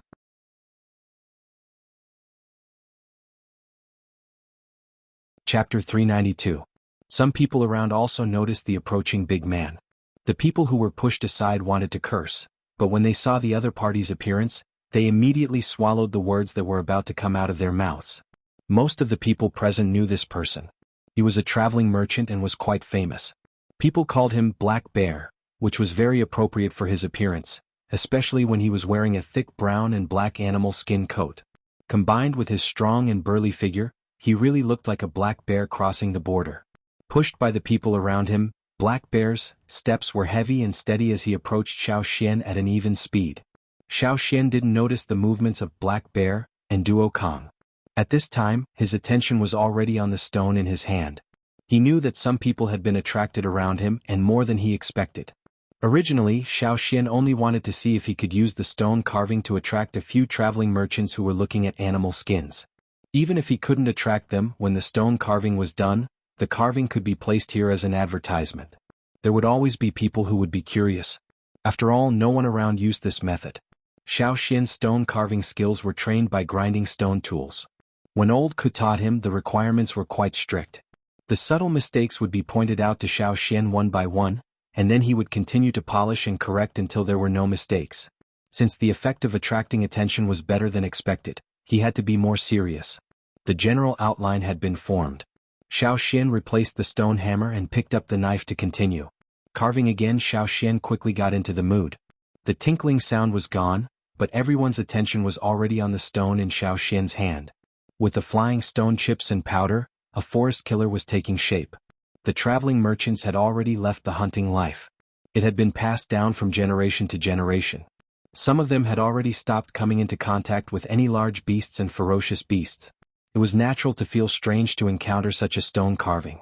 This is a carving of a giant bear? A Yanjiao person next to Xiao Xian cried out. When the word giant came out of his mouth, his pretentiousness immediately increased. At the same time, it also proved to others that they had indeed hunted a giant bear. How could they carve such a vivid image of a giant bear if they had never hunted one before? Although there were people who carved on bronze or other objects, they had never seen such lifelike stone carvings. This stone sculpture was very small, but one could feel the ferocity of a ferocious giant bear roaring in the deep mountains and forests. Before the stone sculpture was finished, someone asked, "How do we exchange for this stone sculpture?"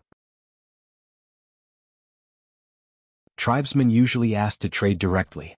Most of the people around were merchants, so they knew the tribesmen's requirements very well. Some people even took out a copper knife and wanted to use it to trade. When the others saw this, those who had the same idea also moved. They took out a knife that was slightly bigger than the person in front of them and went directly to Duo Kong to negotiate. The people here were smart enough to know that the leader of the Flaming Horn tribe was Duo Kong, who was standing next to them. If they wanted to negotiate, they would have to talk to the person with the most authority. As for the kid sculpting, he had to listen to the leader. So, the people who thought they were smart directly targeted Duo Kong. Black Bear, who had already walked in front of Xiao Xian, did not speak. His eyes were fixed on the stone sculpture in Xiao Xian's hands that was about to be completed. A stone sculpture could transmit the sculptor's consciousness. Looking closely, Black Bear could see that this small stone sculpture was actually transmitting a wild and violent aura. It really was like a giant bear waving its giant paws and roaring in the forest. If Xiao Xian was carving other beasts, Black Bear would not be so serious. It couldn't be helped. Who told him to like bears? Their ancestors worshipped bears and worshipped the strength of bears, but at the same time, they also worshipped the warriors who hunted bears as fierce warriors. Now, the tribe had become a caravan, and they rarely had the opportunity to go into the forest to hunt giant bears. However, their obsession with bears was still passed down. The symbol of their caravan was the totem, the bear. From the moment he saw the stone sculpture in Xiao Xian's hands, Black Bear's eyes could not move away. "I want 20 pieces of animal skin," Black Bear said. Compared to the others who directly negotiated to buy the stone sculpture, Black Bear's words were more tactful. Duo Kong, who was chatting with a few people, heard this and immediately called for people to count the beast skins. He even chose the best quality ones. Black Bear's reputation was not bad.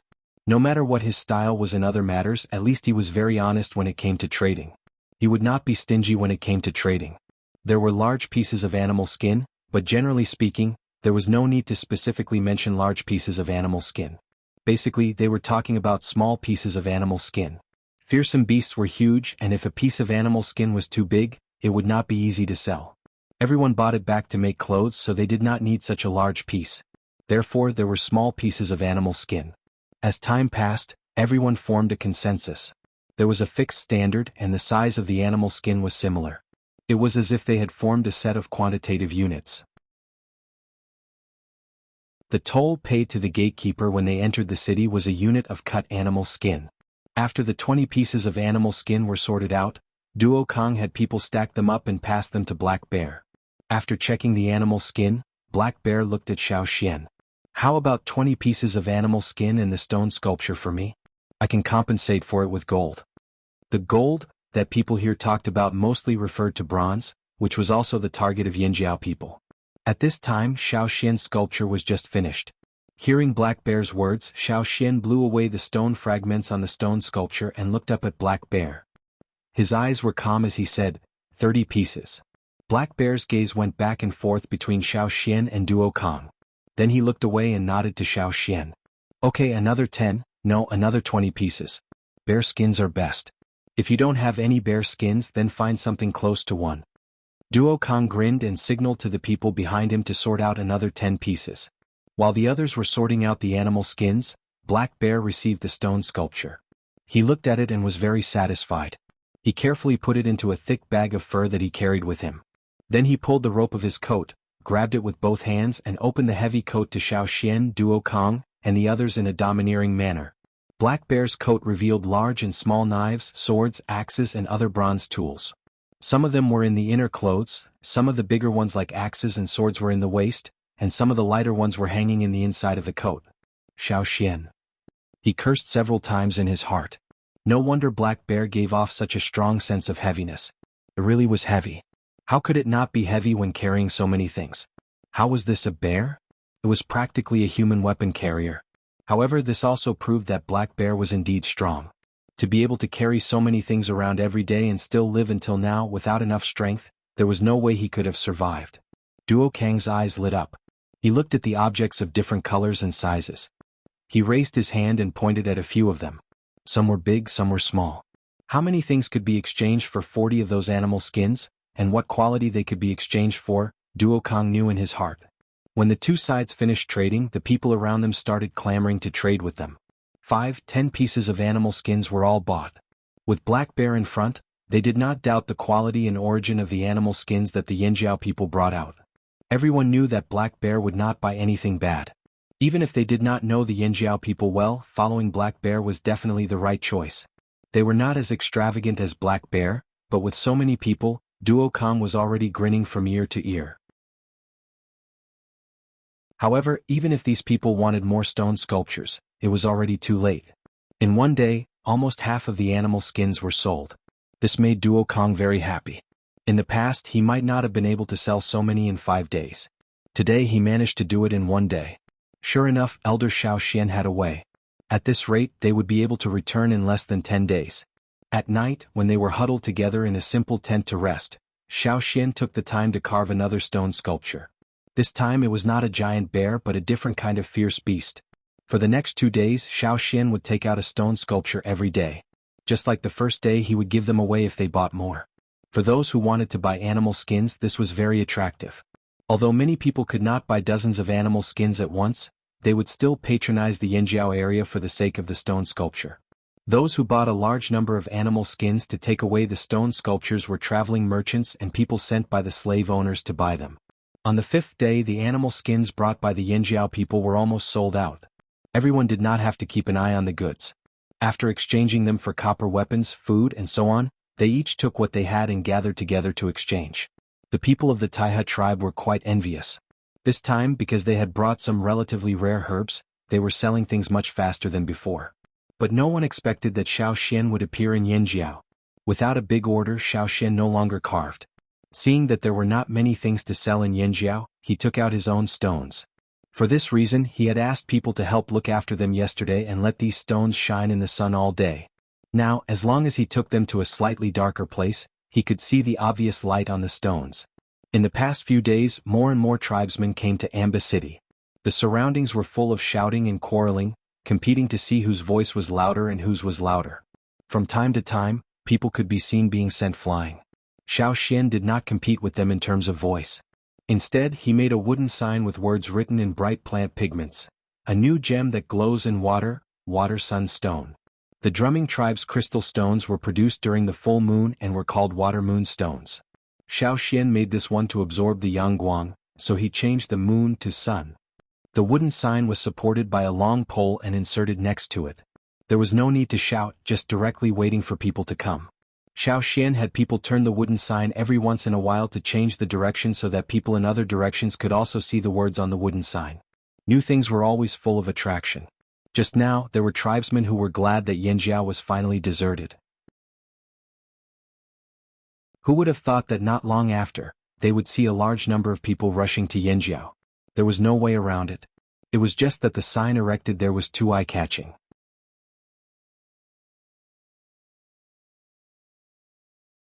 Chapter 393. As soon as Xiao Xian took out the stone, it attracted a lot of people's attention.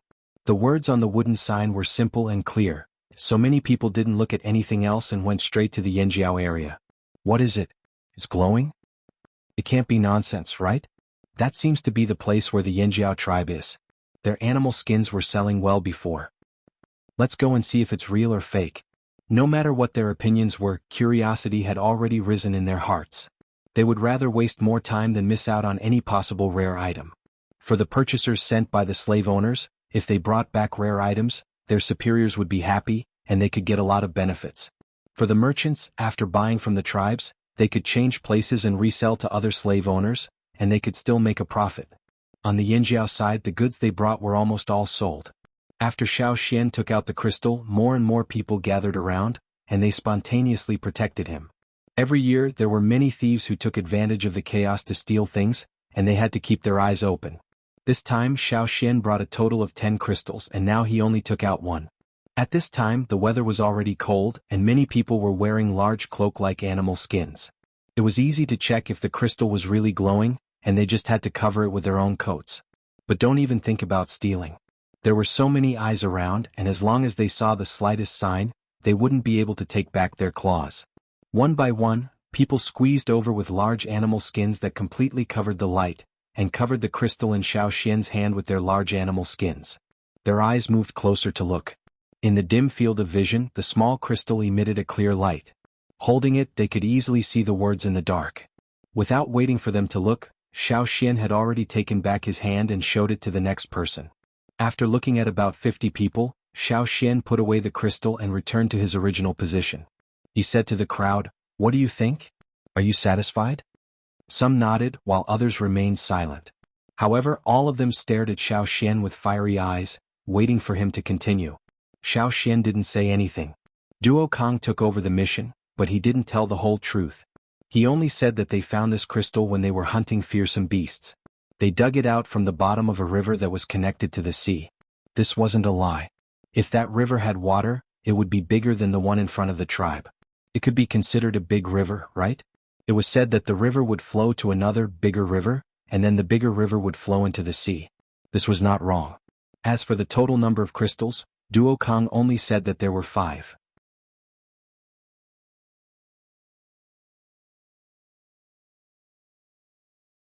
Just as everyone was shouting with the unit of measurement that Duo Kong had given, a cauldron suddenly appeared in the midst of all the swords. It was very abrupt, like a group of pigs that suddenly screamed like a chicken being slaughtered. Whoosh, a path was forcibly broken through the crowd. 4 tall men with strong muscles opened the way in front, followed by a young man wearing a silver-gray animal skin coat. There were other people around him, and the most conspicuous one was the person standing next to him, carrying a heavy object. Every step he took left a clear footprint on the ground, and his bulging meridians pulsed like dragons, as if he was withstanding an enormous pressure. On his back there was a heavy object wrapped in cloth. A cauldron? Everyone only felt the ground under their feet shaking with the other party's footsteps. Bang! The heavy cauldron was put down not far from Xiao Xian and Duo Kong. When it landed, it made a muffled sound with metal trembling. The people who heard it felt as if their hearts were shaken to their throats. That is, someone guessed the identity of the young man. To be able to appear in such an arrogant manner, it was naturally a slave owner in Amba City, and his status was not low. The young man who walked slowly raised his hand and swept the non-existent dust on his animal skin coat. In a tone of charity he said to Xiao Xian and Duo Kong, "A copper cauldron. Don't you tribesmen like copper? I'll give you a cauldron, enough for you to make a lot of swords." Duo Kong almost spat out a mouthful of saliva. Listening to this tone, people who didn't know would really think that they could take advantage of it. How could a copper cauldron be the same as a cast sword? Do you really think that a copper cauldron can be easily made into another thing? Do you think we're easy to fool? When the other party pulled down the cloth, revealing the copper cauldron that reflected the dazzling light, many people present exclaimed. Looking at it this way, this cauldron was really good. Hey, that's not right. Why are the 3 legs of this cauldron not the same length? The triangular copper cauldron's 3 legs were too long and one was twisted. It was not stable on the ground, and the pattern on the copper cauldron looked blurry. Even part of the circular cauldron's body was sunken in. The slave owners here valued the cauldron very much. They used it as a ceremonial object, and certainly would not tolerate such a failure in their own homes. Now, this show-off actually took out an inferior product to bully people? What, did he think that he was giving charity to beggars and directly throwing trash? Yinjiao people didn't like slave owners. If you talked to them about strength, they would talk to you about class. If you talked to them about class, they would talk to you about class. They would never talk about the same topic. So the Yinjiao people didn't like slave owners who thought they were great. But the slave owners did have a lot of good things in their hands. There was a lot of technology and knowledge that they needed to learn. They admitted this and paid some price to learn and understand it. But it didn't mean that they were afraid of the slave owners. And when the slave owners looked at the Yinjiao people, they felt that the Yinjiao people were a group of troublemakers. They didn't listen to reason or force, and they were too damn stubborn. Unfortunately, this young master obviously didn't understand the style of the Yinjiao people. No exchange. We don't want the cauldron. We only want the swords and axes that have already been forged, Duo Kong said. He didn't expect to be rejected. The young man frowned and wasn't satisfied with Duo Kang's answer. You don't want it? We don't want the cauldron, Duo Kong confirmed again. The young man smiled, but there wasn't much of a smile in his eyes. Instead, there was a flash of darkness. You must have it. As the young man's last word fell, the person who had just put down the cauldron bent his arms and rushed forward. His arms, which seemed to have accumulated all his strength, were like ignited cannons. He pushed the cauldron on the ground towards Xiaoxian and Duo Kong. The cauldron, which was pushed up at high speed, flashed like a golden light. It left the ground and brought with it a biting cold wind and the chill of metal. It went straight for Xiaoxian, who was holding the crystal. Black Bear thought that Duo Kong would intervene. After all, in this kind of situation, usually the one who intervened was the leader of the group. They represented the entire tribe. Their opinion was the decision of the entire group. Fight or compromise, the onlookers thought to themselves. But to everyone's surprise, Duo Kong, who was standing closest to Xiaoxian, didn't make a move. He still stood in the same spot. Xiaoxian, who was facing the cauldron, lowered his waist and bent his knees. His whole body was like a mountain that was rooted to the ground. He raised one arm and pressed it against the cauldron. He actually chose to take it head-on. Bang! With the reverberation of heavy metal, it was as if a huge drum had suddenly been struck, producing a deafening sound wave. Even the golden light reflected by the 3-legged cauldron seemed to have been completely dispersed in that instant. The moment the sound rang out, everyone in the tribe's trading area was shocked. What happened? This was what those who didn't see what happened were thinking. What happened? This was the person who saw the whole thing but couldn't react. Black Bear's eyelids kept twitching. That kid actually took it head-on with one hand. Bang! There was another sound. This time it was different from the explosion of sound waves. This time, it was the sound of a heavy object falling to the ground. The body of the cauldron, which was almost as tall as a person, fell to the ground again. The surrounding soil and stones were shaken away. The dust was blown away by the wind, but the cauldron didn't move forward an inch. It stopped in front of Xiaoxian.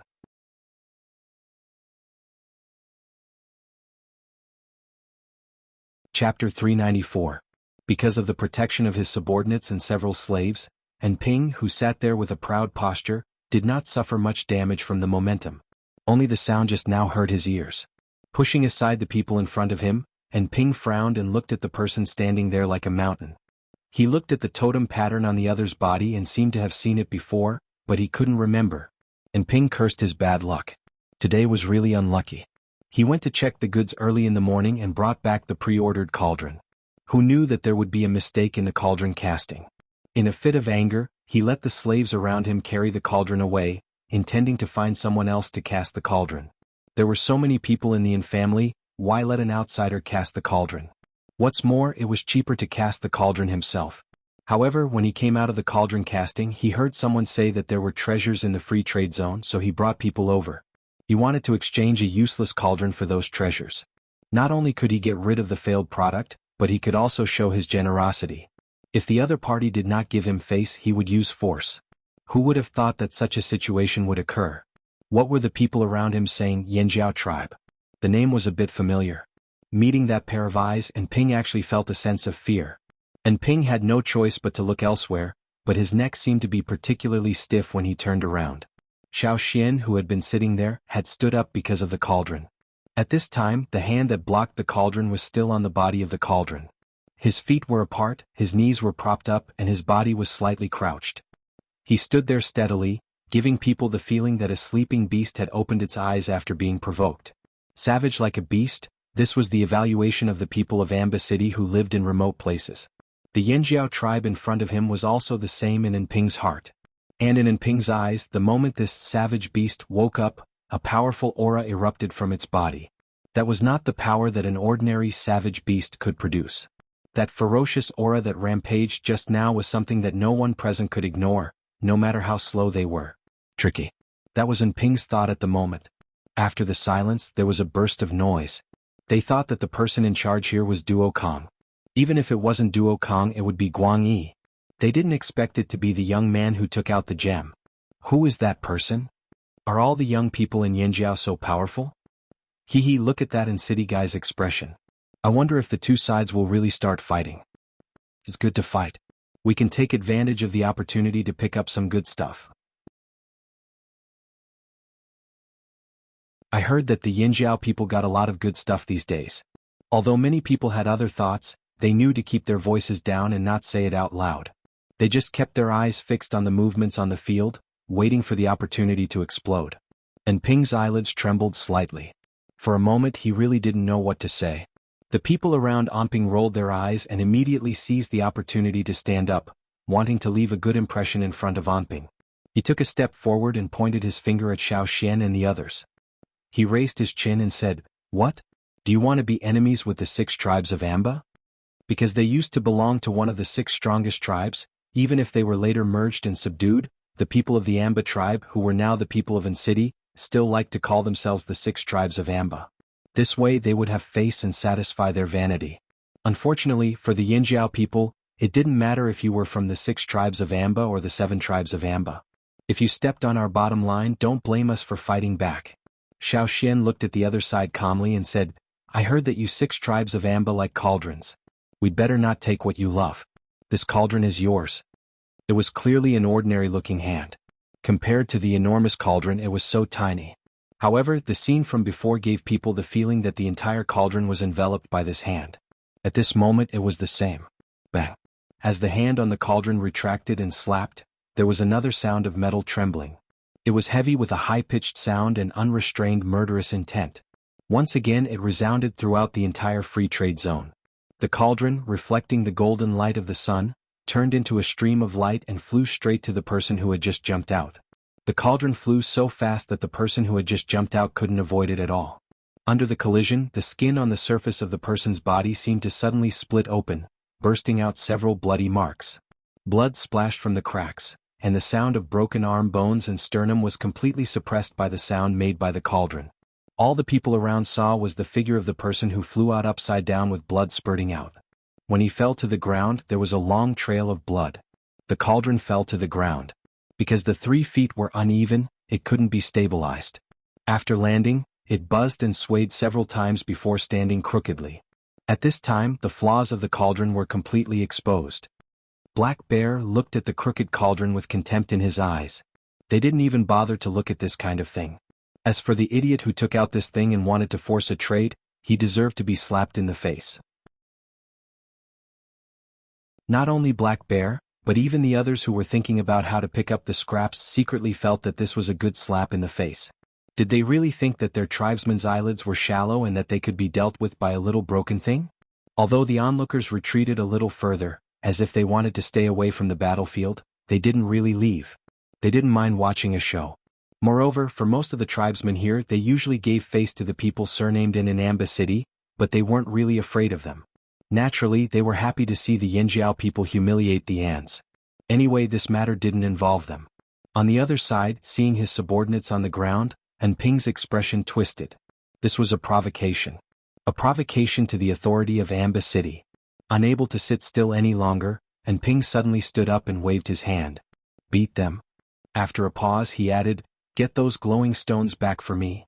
After receiving the order, several figures around and Ping rushed straight to Xiao Xian. But this time Xiao Xian didn't move. When the other side rushed over, several figures also rushed out from his side and behind him. Duo Kong and Guangyi rushed to the front. Did they think they were dead? If they all relied on Xiao Xian to fight alone, they would be scolded by the shaman and chief when they returned.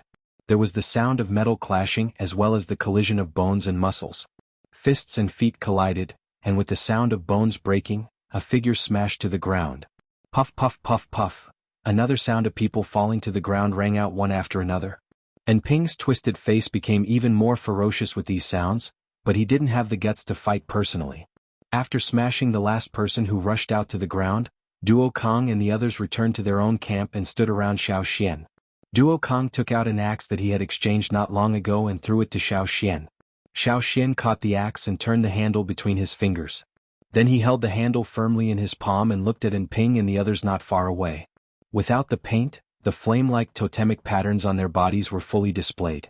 If there was only one beast that had just woken up from a deep slumber, now there was a group of beasts. The aura of 100 people was almost twisted together like a burning axe, ready to break through all obstacles. Strong, fearless. Even the bystanders who had retreated could feel the pressure clearly. You have your untouchable status, I have my overbearing and unreasonable ways. Don't try to reason with me. In the free trade area, the first person to break the rules has no right to talk about reason. No matter what, the Yinjiao people's bottom line was always very clear. You want something? Alright, just do as we say. Take out as much as you need, not a single one less. Otherwise we'll beat you up. There was a sense of anxiety in the air. Even the onlookers didn't dare to make a noise. At this time, a clear voice suddenly came from outside the crowd. What's going on? As the voice fell, the crowd parted to form a path. Unlike Ping, the person who appeared at this time wasn't so ostentatious, but he was more eye-catching. Many of the tribesmen in the trading area knew him. Ping gave people a sense of vanity, but the person who appeared at this time had a noble aura. This was a member of the main bloodline of City. Hearing the voice, Ping's face suddenly changed. He put away his other expressions, and his eyes were filled with panic and fear. But thinking about it, what did he do wrong? How could the tribesmen not be willing to take advantage of him? Thinking of this, Ping quickly walked towards that person. Seeing the other person's gaze, Ping shrank his neck and continued to complain. The first thing he said was, those barbarians. Not only the Yinjiao people but also many of the tribesmen who were watching the show raised their eyebrows. Barbarians? At least I abide by the basic rules here. What about you guys? Do you think I won't show you how barbaric I am? And Yen stood there quietly listening to Ping's complaint. His expression didn't change and he didn't interrupt. Instead he stretched out his palm. It didn't seem to have any offensive power, but when it hit Ping's body, Ping directly spat out a mouthful of blood and flew out. The crowd watching the show hurriedly made way for Ping to fall directly to the ground. If it weren't for Yen here, they would have stepped on him a few more times. Yen looked down on what Ping did. He only felt that how could City raise such an idiot? Fortunately, they were in charge of this branch. As for the other branches Ping belonged to, those who could raise idiots were naturally a bunch of idiots and trash. Yen looked down on them even more. Yen knew that the tribesmen in the trading area were angry, so he simply used Ping to appease the tribesmen in the trading area. Looking at the people around him, sure enough, after seeing Ping get beaten, the anger on their faces faded a lot. Looking around with a faint smile, Yen said in a clear voice, Mayan City also follows the rules. Since we provide a place for everyone to trade, naturally we will abide by these rules. After he finished speaking, he looked at Xiao Xian and the others. He waved his hand to have people bring over a large box. Yen said, that crystal stone, I will pay 5 swords and 5 bags of grains. Is there anyone else who wants to increase the price? The surroundings were quiet. Even if they weren't convinced after thinking about it, they still gave up. First of all, they really couldn't afford the price City offered. Second of all, they didn't want to compete with the young master of City. This young master still followed the rules, so they also gave him face. Black Bear's eyes flashed with ridicule when no one was paying attention. Rules? Rules my ass.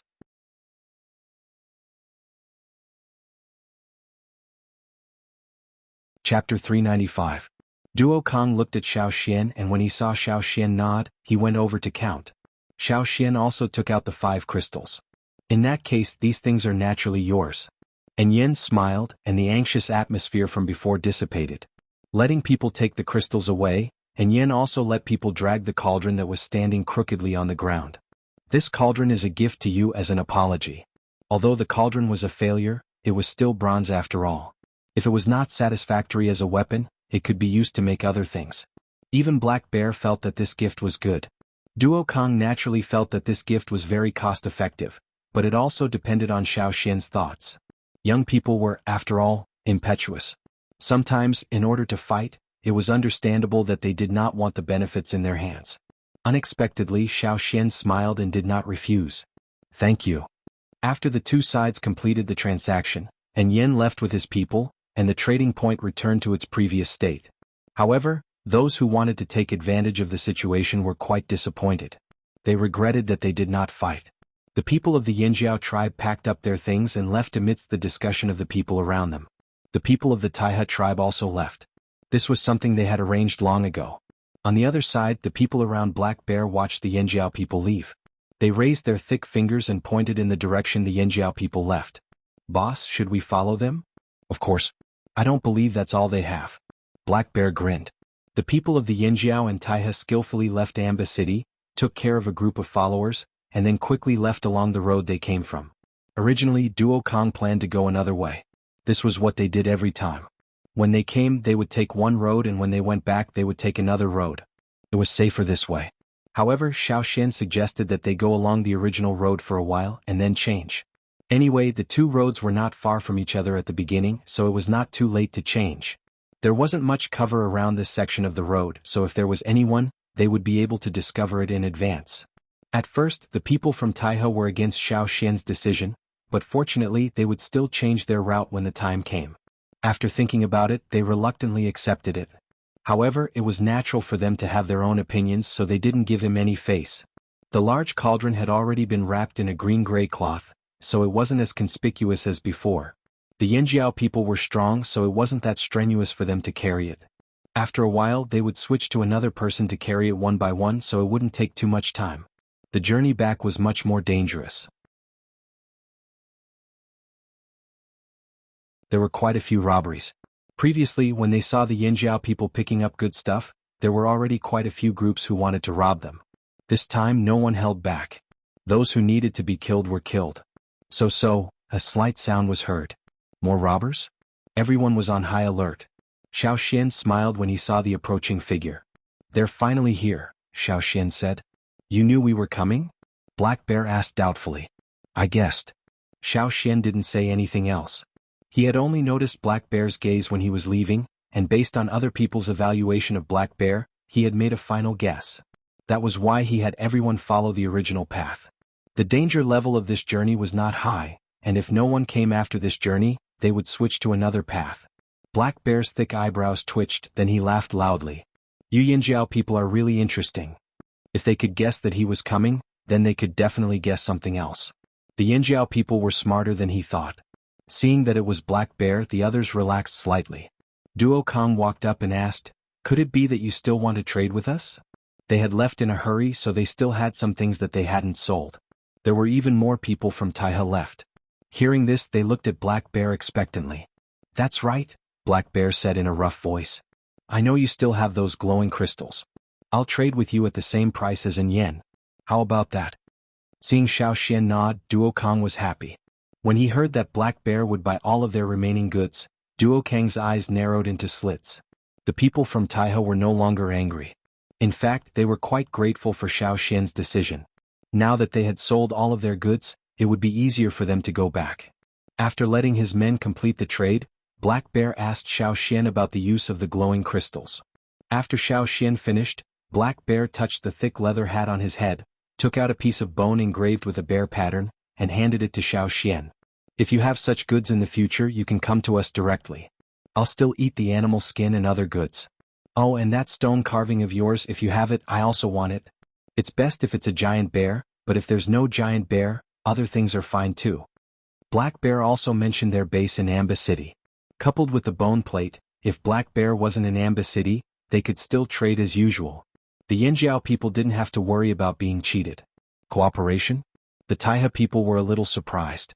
Black Bear's reputation was indeed good, but he didn't always have a fixed partner. They had trading forces everywhere, so they didn't have to be afraid of the people of Amba City. Even if they were enemies of Amba City, they would still trade with them, not to mention the Yinjiao people who only had a little friction with them. But even so, the Taiha people were still surprised that Black Bear would find Yinjiao people to cooperate. Could it be that he really took a fancy to Yinjiao's crystals? After the trade was completed, Black Bear added, "Don't believe the people of Amba City, especially when they mention rules.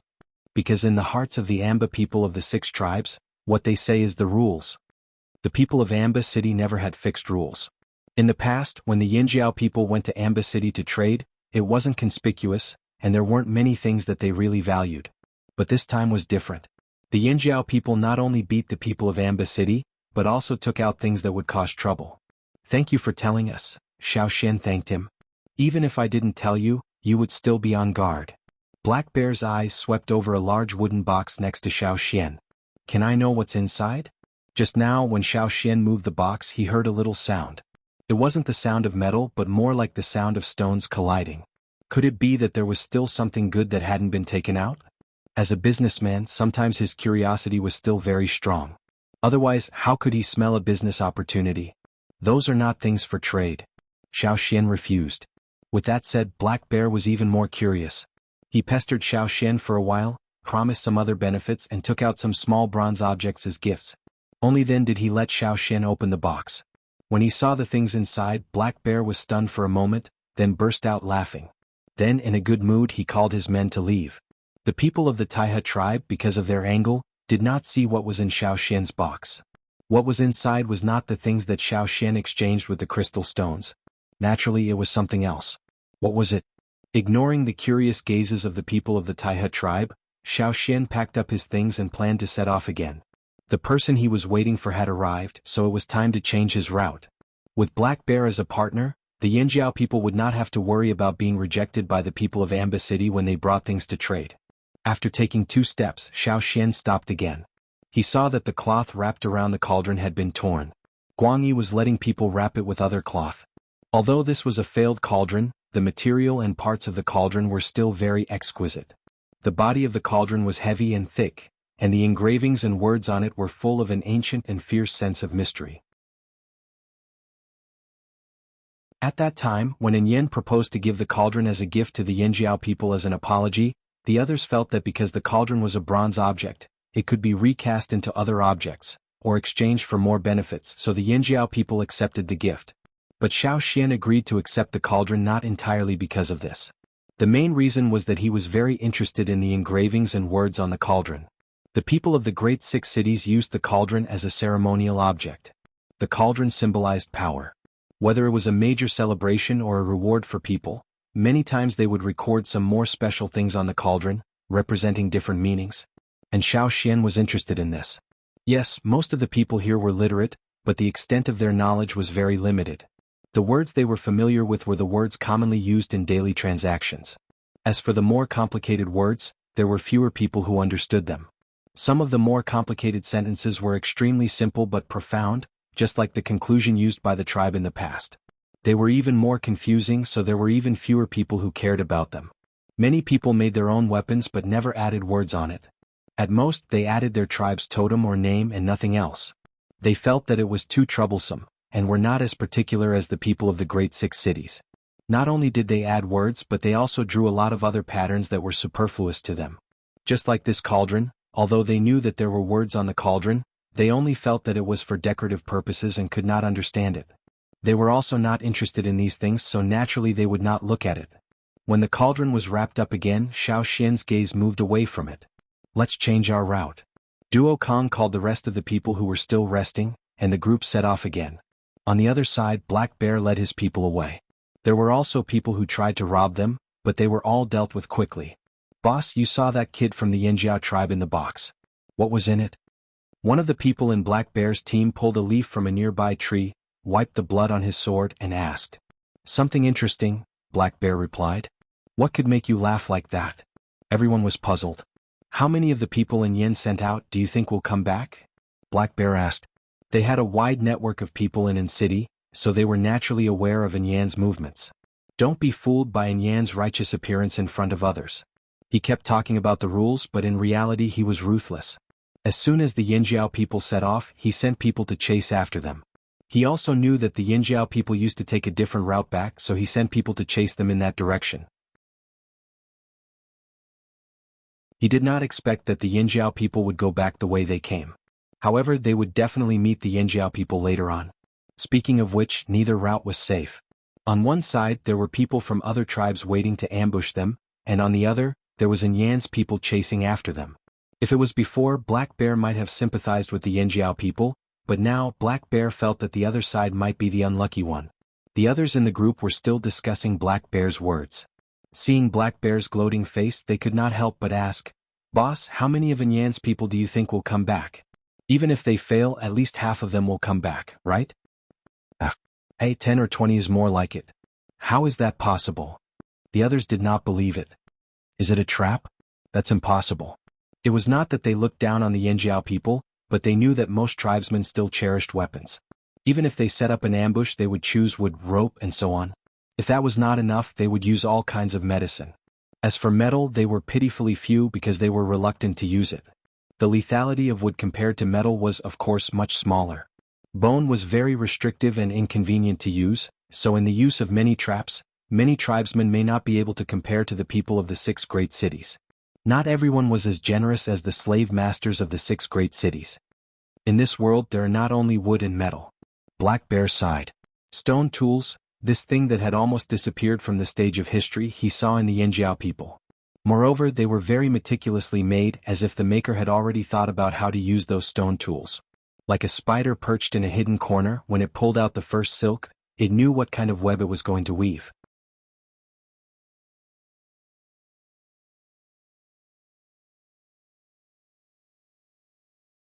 Chapter 396. When Xiao Xian was in the free trade area before he took out the crystal stones, he would spend his free time every night polishing stone tools. Because the animal skins sold quickly, many of the Yinjiao people were idle for the next few days. Xiao Xian asked them to find stones, and then choose the stones they were satisfied with and polish them into the required stone tools. Xiao Xian learned from Duo Kong and the others what kind of terrain the road back was, how high the mountains were, how much vegetation was distributed, how many species of animals and plants there were, and so on. Therefore, when he was polishing the stone tools, he had already thought about what kind of traps and nooses to set up. Even if there were no crystal stones, according to Duo Kang's past experience, they would still encounter a lot of robbers. In the free trade area of Amba City, many people could talk and laugh with you one day, but the next day they could ambush you in the mountains and kill you. When going out to trade, it was necessary to be vigilant. Therefore, Xiao Xian made these stone tools to prevent too many people from chasing after them. Stone tools were not like gold tools. As long as there were no special requirements, the requirements for stone were not very high. Usable stone materials were everywhere in the mountains and forests, unlike gold tools, which were not distressed to waste. For many tribesmen, a small dagger could be precious. Of course, it was impossible to throw out gold tools like darts or hidden weapons. If they threw them away and couldn't get them back, they would definitely be distressed. Obviously, the people sent out by Yin to chase after them had the same idea. They inquired about the Yinjiao people's previous style of conduct and inquired about their past deeds, but they had never heard that they would use large-scale traps and hidden weapons on their way back, so they didn't care about chasing after them. At first, because the Yinjiao people did not follow the original route, they didn't see any figures. Later, when they saw footprints and other traces of walking, they excitedly continued to chase until they heard the slight sound of a string bouncing. It was as if a bird had flown up from a tree, and then they were faced with dense wooden thorns. It was really too sudden. Even if they reacted quickly, they couldn't completely avoid the sudden attack of the wooden thorns. One of the members of the team waved the sword in his hand, and the sword shadows formed a shield, blocking the wooden thorns that were shot at him. At the same time, he kicked the ground with the tip of his foot and quickly bounced away, trying to avoid these wooden thorns. However, when he landed again, he stepped on something. He felt as if there was a thin rope suddenly pulled out from under his feet, and then there were wooden thorns coming at him from the side. Not only that, every time he took a step back, he would trigger a hidden noose and then round after round of attacks. There were so many people in the team. As long as one or two of them triggered the trap, once they panicked they would trigger the other traps. It would be impossible to guard against them. Wooden thorns were not as hard as metal, but when they were shot out at high speed they could still injure people. Furthermore, there were other things on the wooden thorns. Once they broke through the skin, the poison on the thorns would spread through the blood. It would not kill them, but it would cause them a lot of trouble. It would also affect the speed of their pursuit. Bang! With a soft sound, a cloud of light yellow powder suddenly exploded in the air. Like a fog, it quickly spread out. Those who could escape from the battle hurriedly jumped away. No matter what it was better to avoid it. The people who were attacked by the wooden thorns thought that it was some kind of poison. They held their breath and waited until they blocked the wooden thorns and jumped out of the attack range. When they saw the light yellow smoke dissipate, they breathed again. When everything finally stopped, the leader looked at the people who were rolling on the ground and secretly said, "Trash." His gaze shifted to a tree beside him. There were more than 10 thin wooden thorns nailed to it. He carefully moved over, and after making sure that nothing else was triggered, he quickly reached out and plucked a leaf. He wrapped it around a wooden thorn and pulled it out of the tree trunk. This was a wooden thorn from a plant in the mountains. The end of the wooden thorn still had some greenish-brown marks, indicating that it hadn't been long since it was pulled out. In the forest there were many such plants, but many animals had rough skin and dry flesh. These wooden thorns weren't much of a threat to the animals with thick fur, but humans were different. They didn't have thick fur to protect them, nor did they wear armor. After being hit, they would be affected by the poison on the wooden thorns. Fortunately, the poison wasn't strong and wouldn't kill them. The tribesmen liked to use these little things. The leader sneered. However, who was the one who had set up the continuous attacks that were as dense as raindrops? Was it an ambush by others? Or was it the Yanjiao people who left? There was a faint sweet fragrance in the air. He didn't know if it was the fragrance of the flowers on the tree or something else. The leader threw away the wooden thorn in his hand and frowned. He glanced around with hazy eyes. Even after several rounds of attacks, they still couldn't find any traces of a trap. Keep chasing. Ignoring the people on the ground who were affected by the poison, the others planned to continue forward. Everyone be careful. Those tribesmen like to use these little things. The leader said. In their eyes, these were all little tricks made of wood and flowers. But after just 2 steps, they didn't know who stepped on something, but there was a short sound of rattling vines. Everyone's nerves suddenly tightened, and they clenched the weapons in their hands. The leader grabbed a bronze shield from one of the team members and vigilantly looked in the direction of the sound. However, they did not receive a new wave of wooden spikes. Instead, they saw a few strange wooden objects that resembled crescent moons fly out. Furthermore, they did not fly towards them. Instead, they flew in a direction far away from them. The flying wooden objects accurately passed through the gaps between the branches in the forest. They weren't blocked by the thick trunks and dense branches. Instead, they rushed out of the cover of the leaves and flew in an arc into the distance. Bang bang bang. They didn't know what the flying wooden objects hit, but when they heard the sound, the pursuers' hearts jumped and their nerves tightened again. After the wooden objects hit something, they flew in other directions. Then some dense whooshing sounds came. Realizing what it was, the leader shouted, "It's the leaf-piercing bee. Dodge." Unlike the buzzing sound made by other mountain bees, the flying sound of the leaf-piercing bee was very special. It was similar to the whooshing sound of an arrow passing through. They were 2 to 3 times larger than ordinary bees and flew very fast. Because of the cone-shaped hard armor in front of their heads, they could easily pass through the leaves. Being stung by them, the consequences were much worse than the wooden thorns. "There's actually a leaf-piercing bee's hive around here," the leader said angrily. The leaf-piercing bee generally didn't take the initiative to attack, but once it got angry, it was very aggressive. Moreover, the leaf-piercing bee's hive was very large. Almost every hive in the forest occupied a whole tree, so the number of bees was naturally large. Except for those beasts with thick skin who liked to steal honey and were talented, other beasts in the forest kept a respectful distance from the leaf-piercing bee's hive. And these pursuers obviously didn't expect that the Yanjiao people would take the path of the leaf-piercing bee. The wooden objects that flew out just now were targeted at the leaf-piercing bee's hive. The hive was attacked and the leaf-piercing bees were angry. Just by listening to the sound of the leaves being passed through, one could know the mood of the leaf-piercing bee at this time. As soon as they heard that it was the leaf-piercing bee, the others in the team panicked and quickly spread out to distract the attention of the leaf-piercing bees. If those leaf-piercing bees went after the others, they could also escape this disaster. However, even if they spread out, there were always leaf-piercing bees chasing after them. It was the light yellow powder with a slightly sweet smell. Thinking of the reason, the leader was angry and aggrieved. If it was a head-on fight, then it was nothing. He was annoyed that the tribesmen's little tricks could kill people. Many of those leaf-piercing bees were slapped to the ground with a sword, but the more it was like this, the angrier the leaf-piercing bees were. The whooshing sound in the forest continued. A man touched the noose because he was trying to avoid the wasps and was hung up by his feet. Before he could use his sword to cut the vines, he was clamped by 2 large clamps with sharp stone awls on both sides, like the mouth of a giant beast. He didn't even have the chance to scream. In an instant the blood spread. Similar situations happened everywhere else. Some were tied up, some fell into the potholes, and then what greeted them was the real killing move. The whooshing sound of the leaf-piercing bees, the dense whooshing sound like rain, and the panicked screams of the pursuers mixed together in the forest. At the foot of the mountain, 2 groups of people were hurrying on. It was the Yinjiao and the Taiha tribe. They could hear a little of the movement on the mountain. Not only the Yinjiao people but the Taiha tribe people also glanced at Xiao Xian from time to time. They didn't know what Xiao Xian had done. After changing paths, Xiao Xian told them to hurry on with all their might, ignoring the traces left on the ground. Then Xiao Xian brought a few people to cover their backs.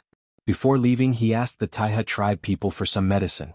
Because it was for the safety of the 2 teams, the Taiha tribe people didn't hide anything. They gave Xiao Xian everything he asked for. The powder that attracted the leaf-piercing bees was made by the Taiha people. They dared to walk near the leaf-piercing bees' nest because the Taiha people had a way to avoid the leaf-piercing bees. The team waited for a while at the foot of the mountain. Xiao Xian came back with people, but the expressions on the faces of the people who came back were very strange. Some were at a loss, but some were looking forward to it. Duo Kong was one of them. He originally thought that Xiao Xian brought them to block the pursuers, but he didn't expect that when they reached the mountainside, Xiao Xian told them to stop and then assign tasks. They were to break wood thorns, cut wood, find vines, and then Xiao Xian carried his wooden box and continued to walk up the mountain with those things, starting to arrange them. Xiao Xian said that he could block the pursuers, but Duo Kong didn't believe it. Now that he heard the movement on the mountain, it might really be like what Xiao Xian said. Flap flap. A flock of birds flew over the team in the sky. Those birds.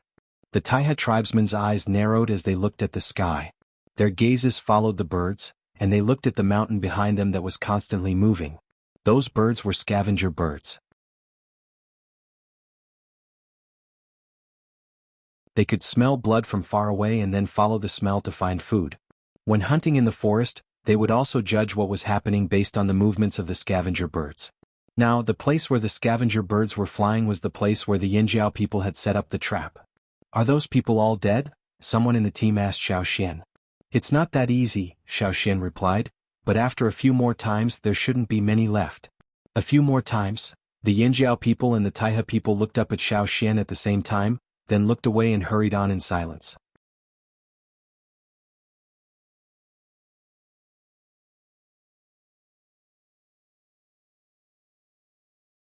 Chapter 397. The team didn't cover their tracks. Even if they did, they wouldn't be able to cover them completely, so they didn't bother. There were a few hundred people carrying goods and cauldrons. It was impossible for them to not leave a trace in the forest. After a while, Xiao Xian would set up some more traps. The Taiha people would also help. Their drugs would make Xiao Xian's traps even more pleasurable. As long as the people behind them continued to follow their footsteps, they could continue to enjoy themselves. If they could use skills to deal with the enemy, why would they need to use brute force? The Yinjiao and Taiha people were happy to see this. They didn't need to waste time and manpower to deal with the pursuers. They only needed to be on guard against the people who had been lying in ambush in the forest. This greatly reduced the pressure on them. 2 days later, the number of ambushes had decreased. They didn't see a single person after half a day. Duo Kong relaxed. It was finally over. From now on, they only needed to be on guard against the beasts in the mountains. Because of Xiao Xian's traps, the people behind them didn't catch up. Occasionally, they would see a flock of scavenger birds chirping as they flew overhead. Along the way, they saw Xiao Xian making stone tools. During the break, the people in the team were still in the mood to ask Xiao Xian how to use and make stone tools. If they were ever trapped in the forest and didn't have any other weapons, they could make stone tools to save themselves. Hearing Xiao Xian say that because their team had very few gold tools, they basically used stone tools. If it was before, everyone would have imagined a powerful image of a person holding a huge rock to smash a beast. However, after experiencing the events of the past 2 days, everyone realized that stone tools could also play a big role. It was not just the skill of smashing rocks. When they didn't have any metal tools, the brothers in the other team used all kinds of stone tools to deal with the beasts in the mountains. The brothers in the other team were really fierce. If there was a chance, they really wanted to meet them and have an in-depth discussion. As for the stones Xiao Xian mentioned, many people were confused. From their point of view, all stones looked the same. Guang Yi, who was face-blind, was the fastest learner in distinguishing stones. When the people of Yanjiao and Taihe returned to their tribes on the other side in Amba City, and Yen looked at a dozen people covered in blood and mud standing in front of him. He was so angry that his face turned green.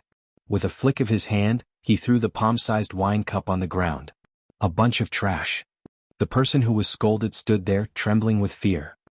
He lowered his head and did not say a word. This time they had indeed lost a lot of people. Encountering those continuous traps was one of them.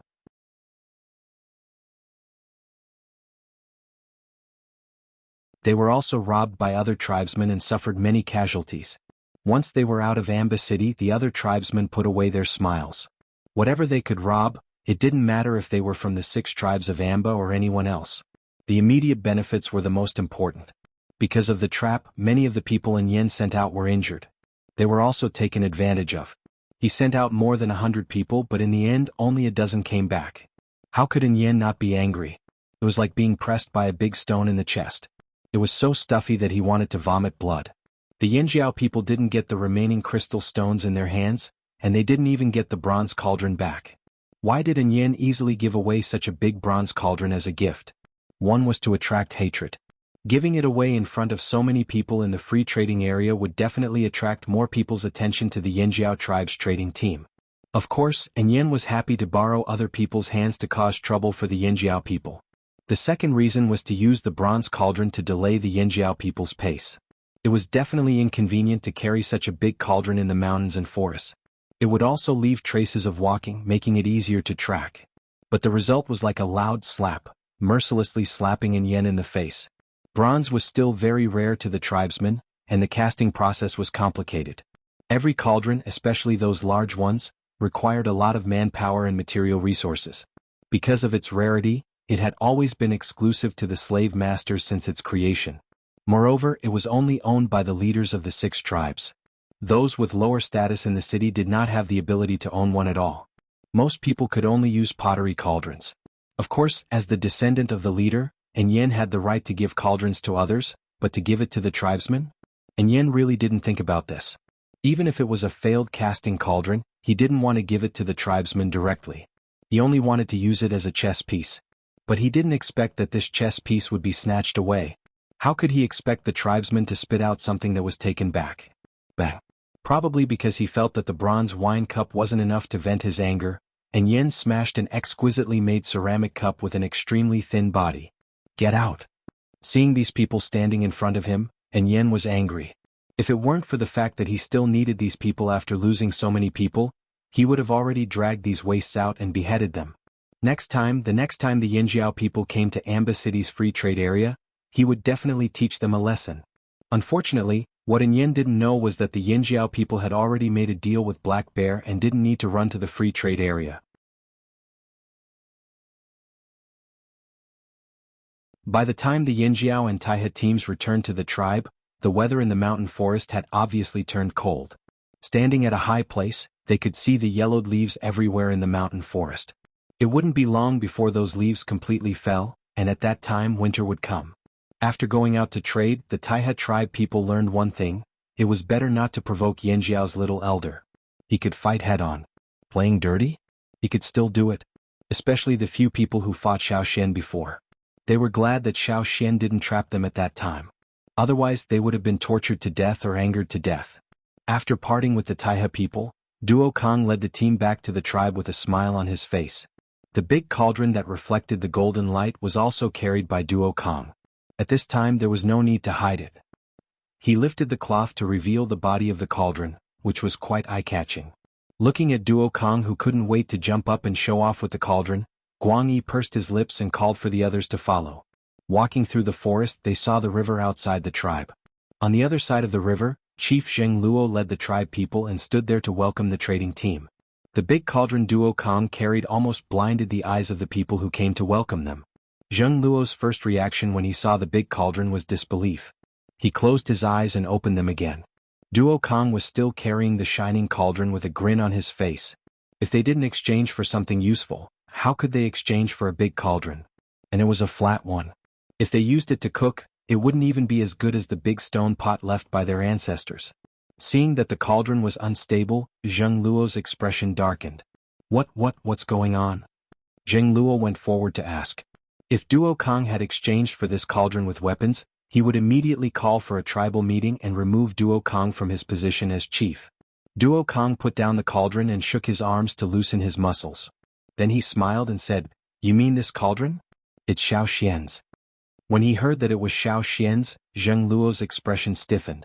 His questioning expression softened. He was about to reprimand Duo Kong for not advising Xiao Xian to exchange for the cauldron when Duo Kong briefly explained the situation. After hearing this, Zheng Luo put away his dissatisfaction and stroked his beard. He smiled and said, "Since it's a gift, just accept it. Who wouldn't accept something that was delivered to their doorstep?" As the chief of the tribe, Zheng Luo obviously thought of more things. To the slave masters, this cauldron was not something that could be casually given away.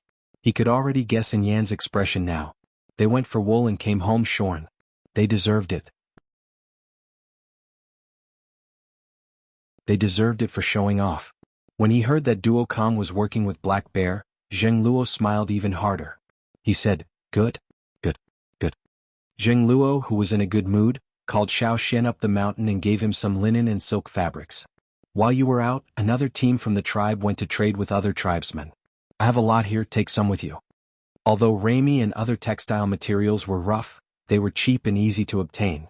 Everyone used them more, but silk fabrics were rarely used. The slave masters really liked those glossy and smooth fabrics. After giving Xiao Xian some linen and silk fabrics, Zheng Luo asked Xiao Xian about the trade. Duo Kong only gave a brief explanation. He wanted to know more about the details. When he finished, Zheng Luo looked at the cauldron he brought back. Cloud pattern flat cauldron. "It should be made by the Xia people," Zheng Luo said. "Xia people?" Xiao Xian didn't know much about this. Yes, it used to be the Xia tribe. The Xia people were good at casting. After the tribe split up, the Xia people used Gongjia as their surname and made a living by casting. Many cauldrons in Amba City were made by them. The Xia people style is mainly round cauldrons and cloud patterns. In recent years they have more flat cauldrons. The 6 tribes are now casting cauldrons. Most of them are round cauldrons, followed by square cauldrons, and flat cauldrons are the least common. More than half of the round cauldrons and flat cauldrons are made by the Xia people. Plus, the Xia people like cloud patterns and not beast patterns, so this cauldron should be made by the Xia people. But I don't know why this cauldron failed. Zheng Luo looked at the flat body of the cauldron and then at its feet, puzzled. Since he couldn't figure it out, Zheng Luo stopped thinking about it. He said to Xiao Xian, "You can decide on this cauldron. You can melt it or keep it for your own soup." Xiao Xian carried the cauldron out of Zheng Luo's place. When he returned home, he put the cauldron in his stone crafting room. It was big enough and spacious enough for him to study the patterns on the cauldron.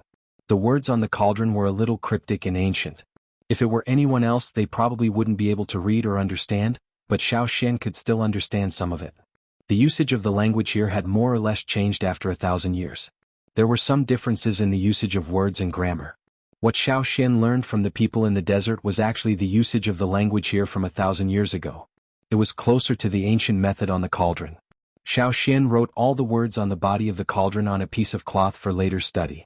But when Xiao Xian finished writing those words and looked at the cauldron standing there crookedly, he felt that the patterns on the body of the cauldron were a little strange. It was like a whirlpool attracting people's attention.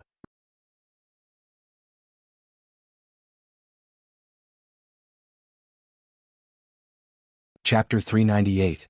Many people thought that the decorative patterns on the cups and other objects were purely for the sake of looking good or acting as a symbol. Xiao Xian used to think so too, but the more he came into contact with these things, the more Xiao Xian found that there were many mysterious things in them. Just like the cauldron in front of him. Xiao Xian thought that what was displayed on the cauldron was all about the achievements of a slave owner in Amba City or other heroic deeds, or records of some memorable things. But when he carefully observed it, he found that there were many things that he could not understand. Yes, just these words did contain some of the glorious history of Amba City.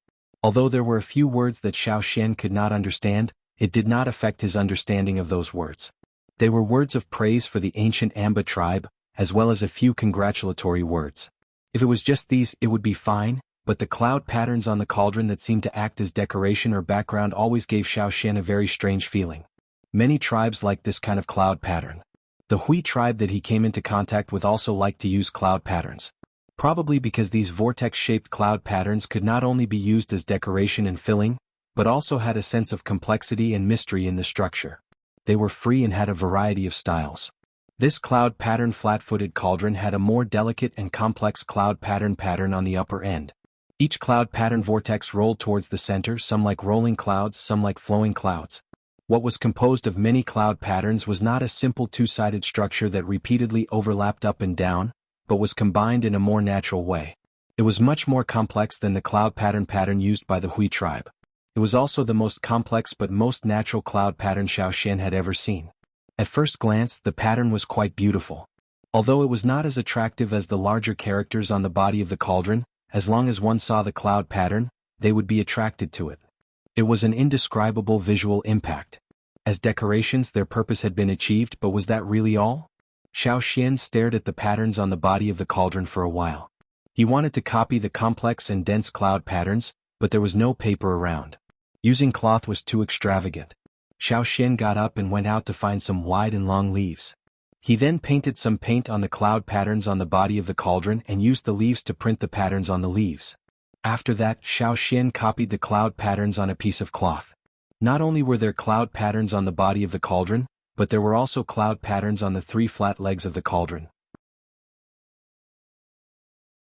However, unlike the fine and complicated cloud patterns on the body of the cauldron, the cloud patterns on the flat legs were much thicker and more concise. Xiao also imprinted the cloud patterns on the flat feet one by one and studied them slowly. Zheng Luo said that the cauldron was made by the Xia people. The Xia people liked to use cloud patterns. According to what Xiao knew, cloud patterns were one of the earliest patterns. It seemed that every tribe that used cloud patterns had a very long history. Yanjiao's flame patterns were also created early. However, in terms of usage, they were not as widespread as the cloud patterns. Because the cloud patterns were balanced, there was a sense of movement and harmony. When two sides overlapped, the patterns would not appear abrupt. However, the cloud patterns on the cauldron made by the Xia people seemed to contain more. Since there was nothing else to do and it was almost winter, Xiao would have more free time to study these. After copying all the cloud patterns on the body of the cauldron onto 2 pieces of cloth, Xiao went to the shamaness to ask about some older languages. However, the shamaness did not know much. She could only read about things from hundreds of years ago from the records of her ancestors. However, most of the records passed down by Yanjiao's ancestors were written by the shamaness. Most of the language used was also from the other side and not the local language. Since he could not get the help he wanted from the shamaness, Xiao could only think about it on his own. Thinking about these cloud patterns, Xiao felt as if he had returned to the time when he was studying the conclusion. Everything in the world was full of order and rules. Whether it was the wild beasts in the forest or the people in various places, the physiological functions of the body also operated normally because of order. A person's sense of hearing, smell, and other bodily functions acted on the brain for a long time. It had a subtle influence on people's creations, which led to the creation of various arts and skills. This sense of order was also fully reflected in the symbols and patterns created. For example, the cloud patterns that Xiao was looking at now. There were many but not messy. The person who created such a complicated and natural cloud pattern must have pursued a sense of balance and order in his creation. Only in this way could the cloud patterns on the body of the cauldron be produced. Then, under order, what did such a complicated combination of cloud patterns represent? Xiao stared at the cloud patterns for a day but could not figure out anything. After thinking about it, Xiao went to the forest to pick up some leaves. The leaves that fell on the ground had already turned yellow, but they had not withered. The leaves were wider and each one was larger than an adult's palm. They were also thicker. After picking up the leaves, he dried them under the sun and stored them for later use. At the same time, Xiao also made a square sand table. The sand table was not deep, about 1 square meter in size. Xiao picked up a branch and drew on the sand table. The combination of the complex cloud patterns seemed too difficult.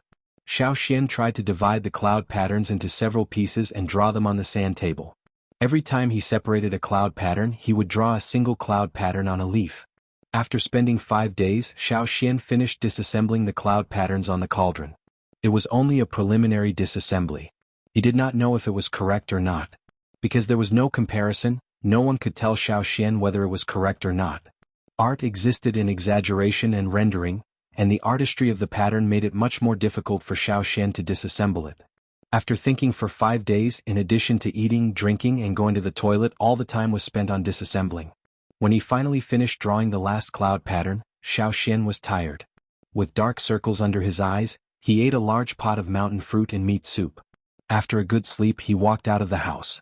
Although the Yangguang outside was not as bright as before, for Xiao Xian, who had been cooped up in the house for 5 days, it was a bit dazzling. After recovering from his trance, Xiao Xian planned to go to other places at the foot of the mountain to relax. It was not necessarily beneficial to be tense all the time. Maybe he could get some inspiration by walking around. Recently, the temperature had dropped sharply. Almost every day, the temperature difference from the day before could be felt. Looking into the distance from the mountain, a lot of yellow trees could be seen 5 days ago, but now they were much thinner. Recently, the people who went out to trade had all returned. Not only did Duo Kong bring people to trade in Amba City, but there were also people who went to other tribes to trade silk fabrics and other things. Some of the hunted meat was hanging outside to dry. Walking down the road, Xiao Xian saw many beast heads and legs hanging in front of every house. Seeing a familiar figure, Xiao Xian shouted, "Zhao Ming, what are you doing?" Zhao Ming, who was carrying fruit into the house, looked in Xiao Xian's direction and said happily, "Xiao Xian, elder." Xiao Xian looked at the fruits wrapped in big leaves. These were all kinds of fruits that were rarely eaten in the tribe. He asked, "What are these for?" "To make soup." Some fruits were not eaten directly. The tribesmen used them as seasonings to make soup. "No, these are for the tapers." Speaking of this, Zhao Ming's face was red. Xiao Xian remembered that he brought back a nest of tapers from hunting. Both the big ones and the small ones were brought back in a net bag for Zhao Ming to raise. "Where's your brother?" "Not at home."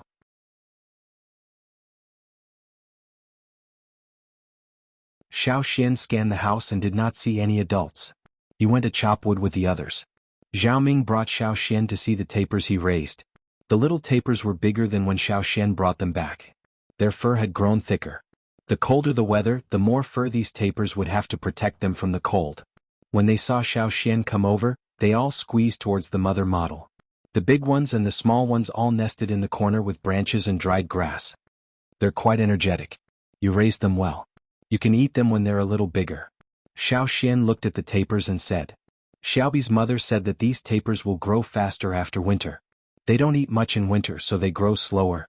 Zhao Ming thought of something and said happily to Xiao Xian, "But when they grow up, I won't eat them anymore." What? Xiao Xian was confused. Didn't these little kids always drool when they saw the wild animals in captivity?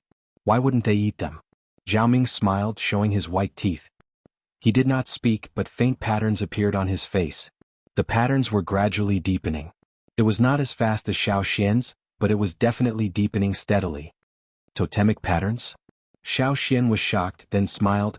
"Congratulations, you're about to become a totemic warrior." Although he had heard about it from others, it was Xiao Xian's first time seeing a tribesman who did not awaken during the ceremony. Perhaps this was the difference brought by the disappearance of the fire seed. The fire seed had been integrated into every Yanjiao's bloodline. As long as they reached the boundary of awakening, the fire seed in their bloodline could help them awaken at any time. There was no need to wait for the ceremony. As for why Zhao Ming said he would not eat tapers, of course it was because once he became a totemic warrior, he could eat higher-level beasts such as fearsome beasts. Even if he could not eat them, he could exchange them for other things. It was not a loss. After walking around the foot of the mountain, Xiao Xian was called up by Guang Yi, who was carrying a large bundle of firewood. Before this, Xiao Xian did not go out. He looked like he was busy with something, so no one bothered him. Now that Xiao Xian had come out, they called him up the mountain to talk. After spending so much time together, Guang Yi, who had face blindness, finally had an impression of Xiao Xian. Although Xiao Xian's face was still blurry, he could recognize Xiao Xian just by looking at the bone ornaments Xiao Xian wore. Winter is coming. The shamaness said it will start snowing in 3 days. The chief has been discussing the winter hunt for the past 2 days, Guang Yi said to Xiao Xian. Usually when winter started there would not be heavy snow. The tribe would organize a hunt, and when it started snowing they would not go out.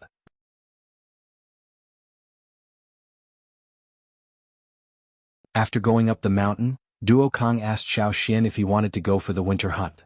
The winter hunt had its dangers. Not everyone was suited for it. "I'll go," Xiao Xian said.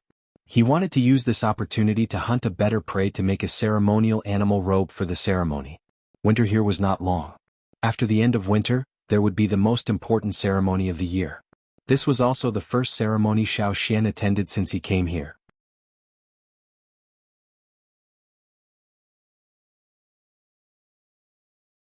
Chapter 399. After the snowfall, the forest was covered with a layer of white. Xiao Xian went out to hunt with the hunting team. Most of the beasts were thick-skinned but hairless. They rarely came out in the winter, so most of the beasts they hunted were hairy, which could be made into fur coats. Because of the participation of Xiao Xian the elder, many people participated in the winter hunt. Everyone was very enthusiastic. In addition to hunting, Xiao Xian also went to the dry riverbed to fish some stones back. When he was free he would make some glowing crystals for everyone to use. The winter night would be darker, so the crystals would make it easier for everyone to move around. During the winter hunt, Xiao Xian hunted a hairy giant beast, which he used as a sacrificial animal clothing. When the snowfall in the forest increased, the people in the tribe stopped going out. The river around the tribe was also frozen, so there was no need to build a bridge. They could walk directly on the river. The children in the tribe liked to play on the river. For the people in the tribe, winter meant boredom. Every day they would gather in groups of 3 to 5 to exercise their muscles and bones, and teach the new warriors. Since they couldn't go out to hunt, they could only use other ways to vent their energy. Xiao Xian spent most of his time in the house studying the cloud patterns. Occasionally he would come out for some exercise and then he would study again. Sometimes he would ask the craftsmen in the tribe for advice. Their craftsmanship came from their ancestors, who learned it from them, and then summed up their own experience and passed it down from generation to generation. They had a good understanding of the casting and forging styles of each faction, and had a lot of contact with the works of the Xia people. However, the craftsmen in the tribe didn't know much about the cloud patterns that Xiao Xian asked about. The craftsmen did give Xiao Xian some handwritten notes from their ancestors. Because the craftsmen sorted them out by themselves, they were messier than the ones left by the shaman. Some of them were missing parts or they weren't clear. Xiao Xian could barely read them. In order to express his gratitude, Xiao Xian gave them a few glowing water sunstones, which made the craftsmen very happy. He spent the winter studying cloud patterns and making water sunstones.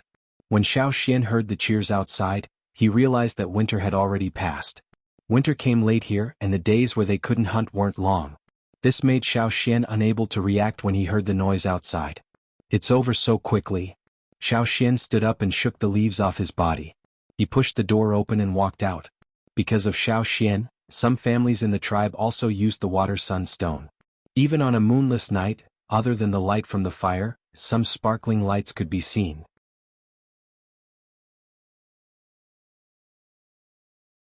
And now, the 2 crescent moons that had disappeared in the sky had reappeared. From now on, the sky would be illuminated by them for the next year. The moon came out and winter was over. The most important thing for the tribe was to offer sacrifices. They were in different places but the time was synchronized. There was no such thing as day on one side and night on the other. No matter which Yanjiao tribe it was, they all used the moon in the sky as a reference. It was just that they didn't know if the exact time was the same. The shamaness finalized the time and announced it. The tribe began to get busy preparing for the sacrifice. Xiao Xian was the only elder of the 2 tribes. His position was second only to the shamaness and the chief. Of course, he had a lot of weight in the sacrifice. In the past year, the awakened warriors would sit closer to the front during the sacrifice. Because from today onwards, they would officially become part of the tribe's combat power. Even if they couldn't start hunting immediately and needed to go through a period of adaptation and training, they should have the awareness to become strong. They couldn't continue to play around like children all day long. When night fell, all the tribe members gathered. The fire in the fire pit had been lit by the shamaness. Xiao Xian, the shamaness and the chief stood closest to the fire pit. Looking at the fire in the fire pit, as the shamaness chanted, Xiao Xian suddenly had a feeling that there was also a fire on the other side far away. He couldn't help but look in that direction. Far away on the other side of the sea, in the old haunt of the fearsome beast mountain forest, it should also be the day of the sacrifice. There was no communication, but their hearts were connected. The shamaness originally wondered if the ancestral bone ornaments would appear again in today's sacrifice. But as she chanted, she found that the fire in the fire pit was especially active today. It was even more vigorous than the day they welcomed Xiao Xian. What was going on? The shamaness shared some of her attention and focused on the fire pit. Since the fire seed disappeared, the fire pit had only changed greatly twice. The first time was when they welcomed Xiao Xian last year, and the second time was now. Whoosh, the fire rose without wind. It was like a giant beast waking up from hibernation, waving its sharp claws and roaring. The fire rolled up, and the totem of the two horns appeared clearly. This time, it was much clearer than last year's ceremony to welcome Xiao Xian. This change also surprised the tribesmen who were paying attention to the fire pit. They had never seen such a change before. But Xiao Xian had seen it before, and more than once. The first of the three flames of the fire pit, soaring flame. As if to confirm Xiao Xian's guess, soon the fire in the fire pit rose up in an instant. At the same time, many flames flew out from the fire pit.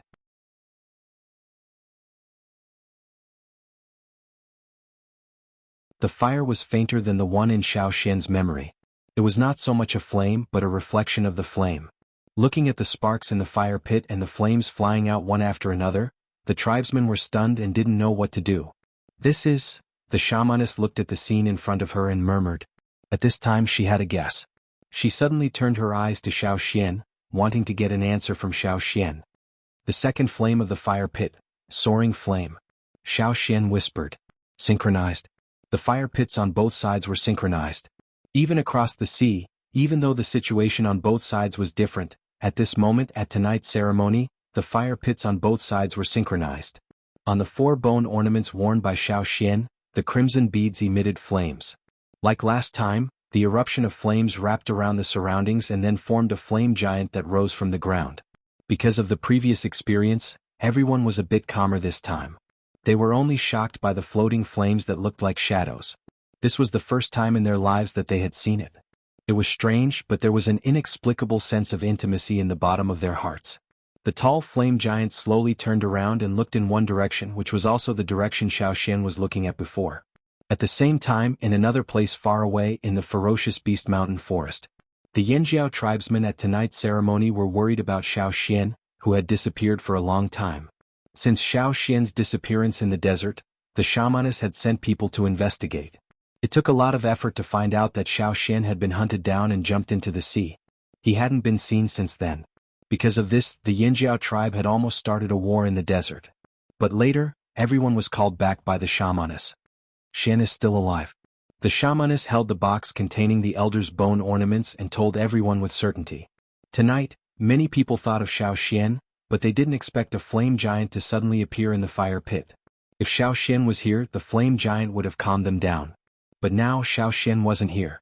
The flame giant that appeared didn't have any other reaction because of the kneeling crowd.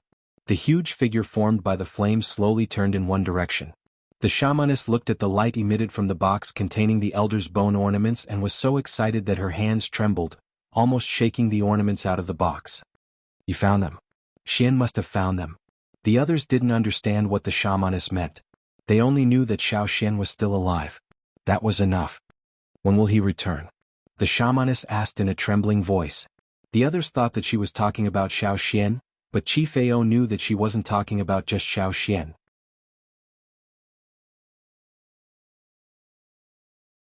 After the sacrificial ceremony, no matter which branch they were from, their hearts were not at peace. The Yanjiao people in Fearsome Beast Forest were wondering when Xiao Xian would return. The shamaness and Chief Ao were wondering if Xiao Xian had really found the other Yanjiao people. On the other side of the sea, everyone was wondering what the flame giant was looking at and what the ancestor was trying to convey. Some people guessed the reason and couldn't sleep that night. Chief Zheng Luo sent a team with Xiao Xian to the shore where Xiao Xian had come ashore to see if there was a passage under the sea. But they returned in disappointment. Xiao Xian didn't even see the passage that he had come from, let alone a safe passage. They probably didn't meet at the right time. Even if they did, Xiao Xian felt that other than himself, there might not be many people who could safely pass through there. It was impossible not to be disappointed. Even though this place had a rich culture and they could live well here, Xiao Xian still wanted to go back and take the Yanjiao people with him. Building a ship?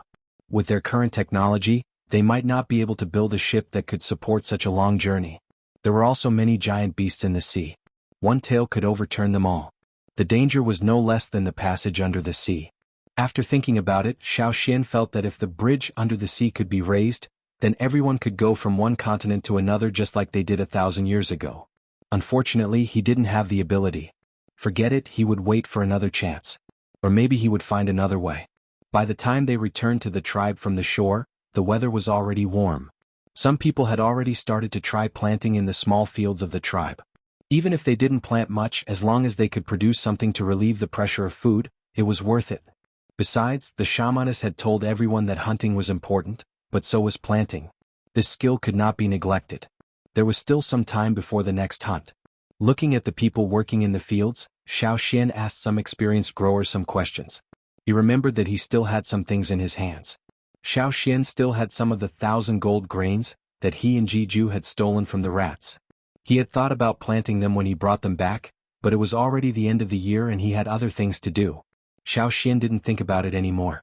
He took out the bag of grains. These grains had been dried by Xiao Xian. They didn't look as bright as before and the husks were a little dark. Looking at these dark golden grains, Xiao Xian put them away and took them to find experienced growers. In this climate they should be able to try planting, right? You're tuning in to the Han Li's Wuxia Adventures YouTube channel.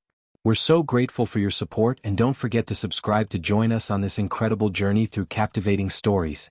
Your generosity through donations truly makes a world of difference, as it's the primary source of revenue that allows me to expand and enhance this channel for you. Thank you from the bottom of my heart for being a part of this adventure.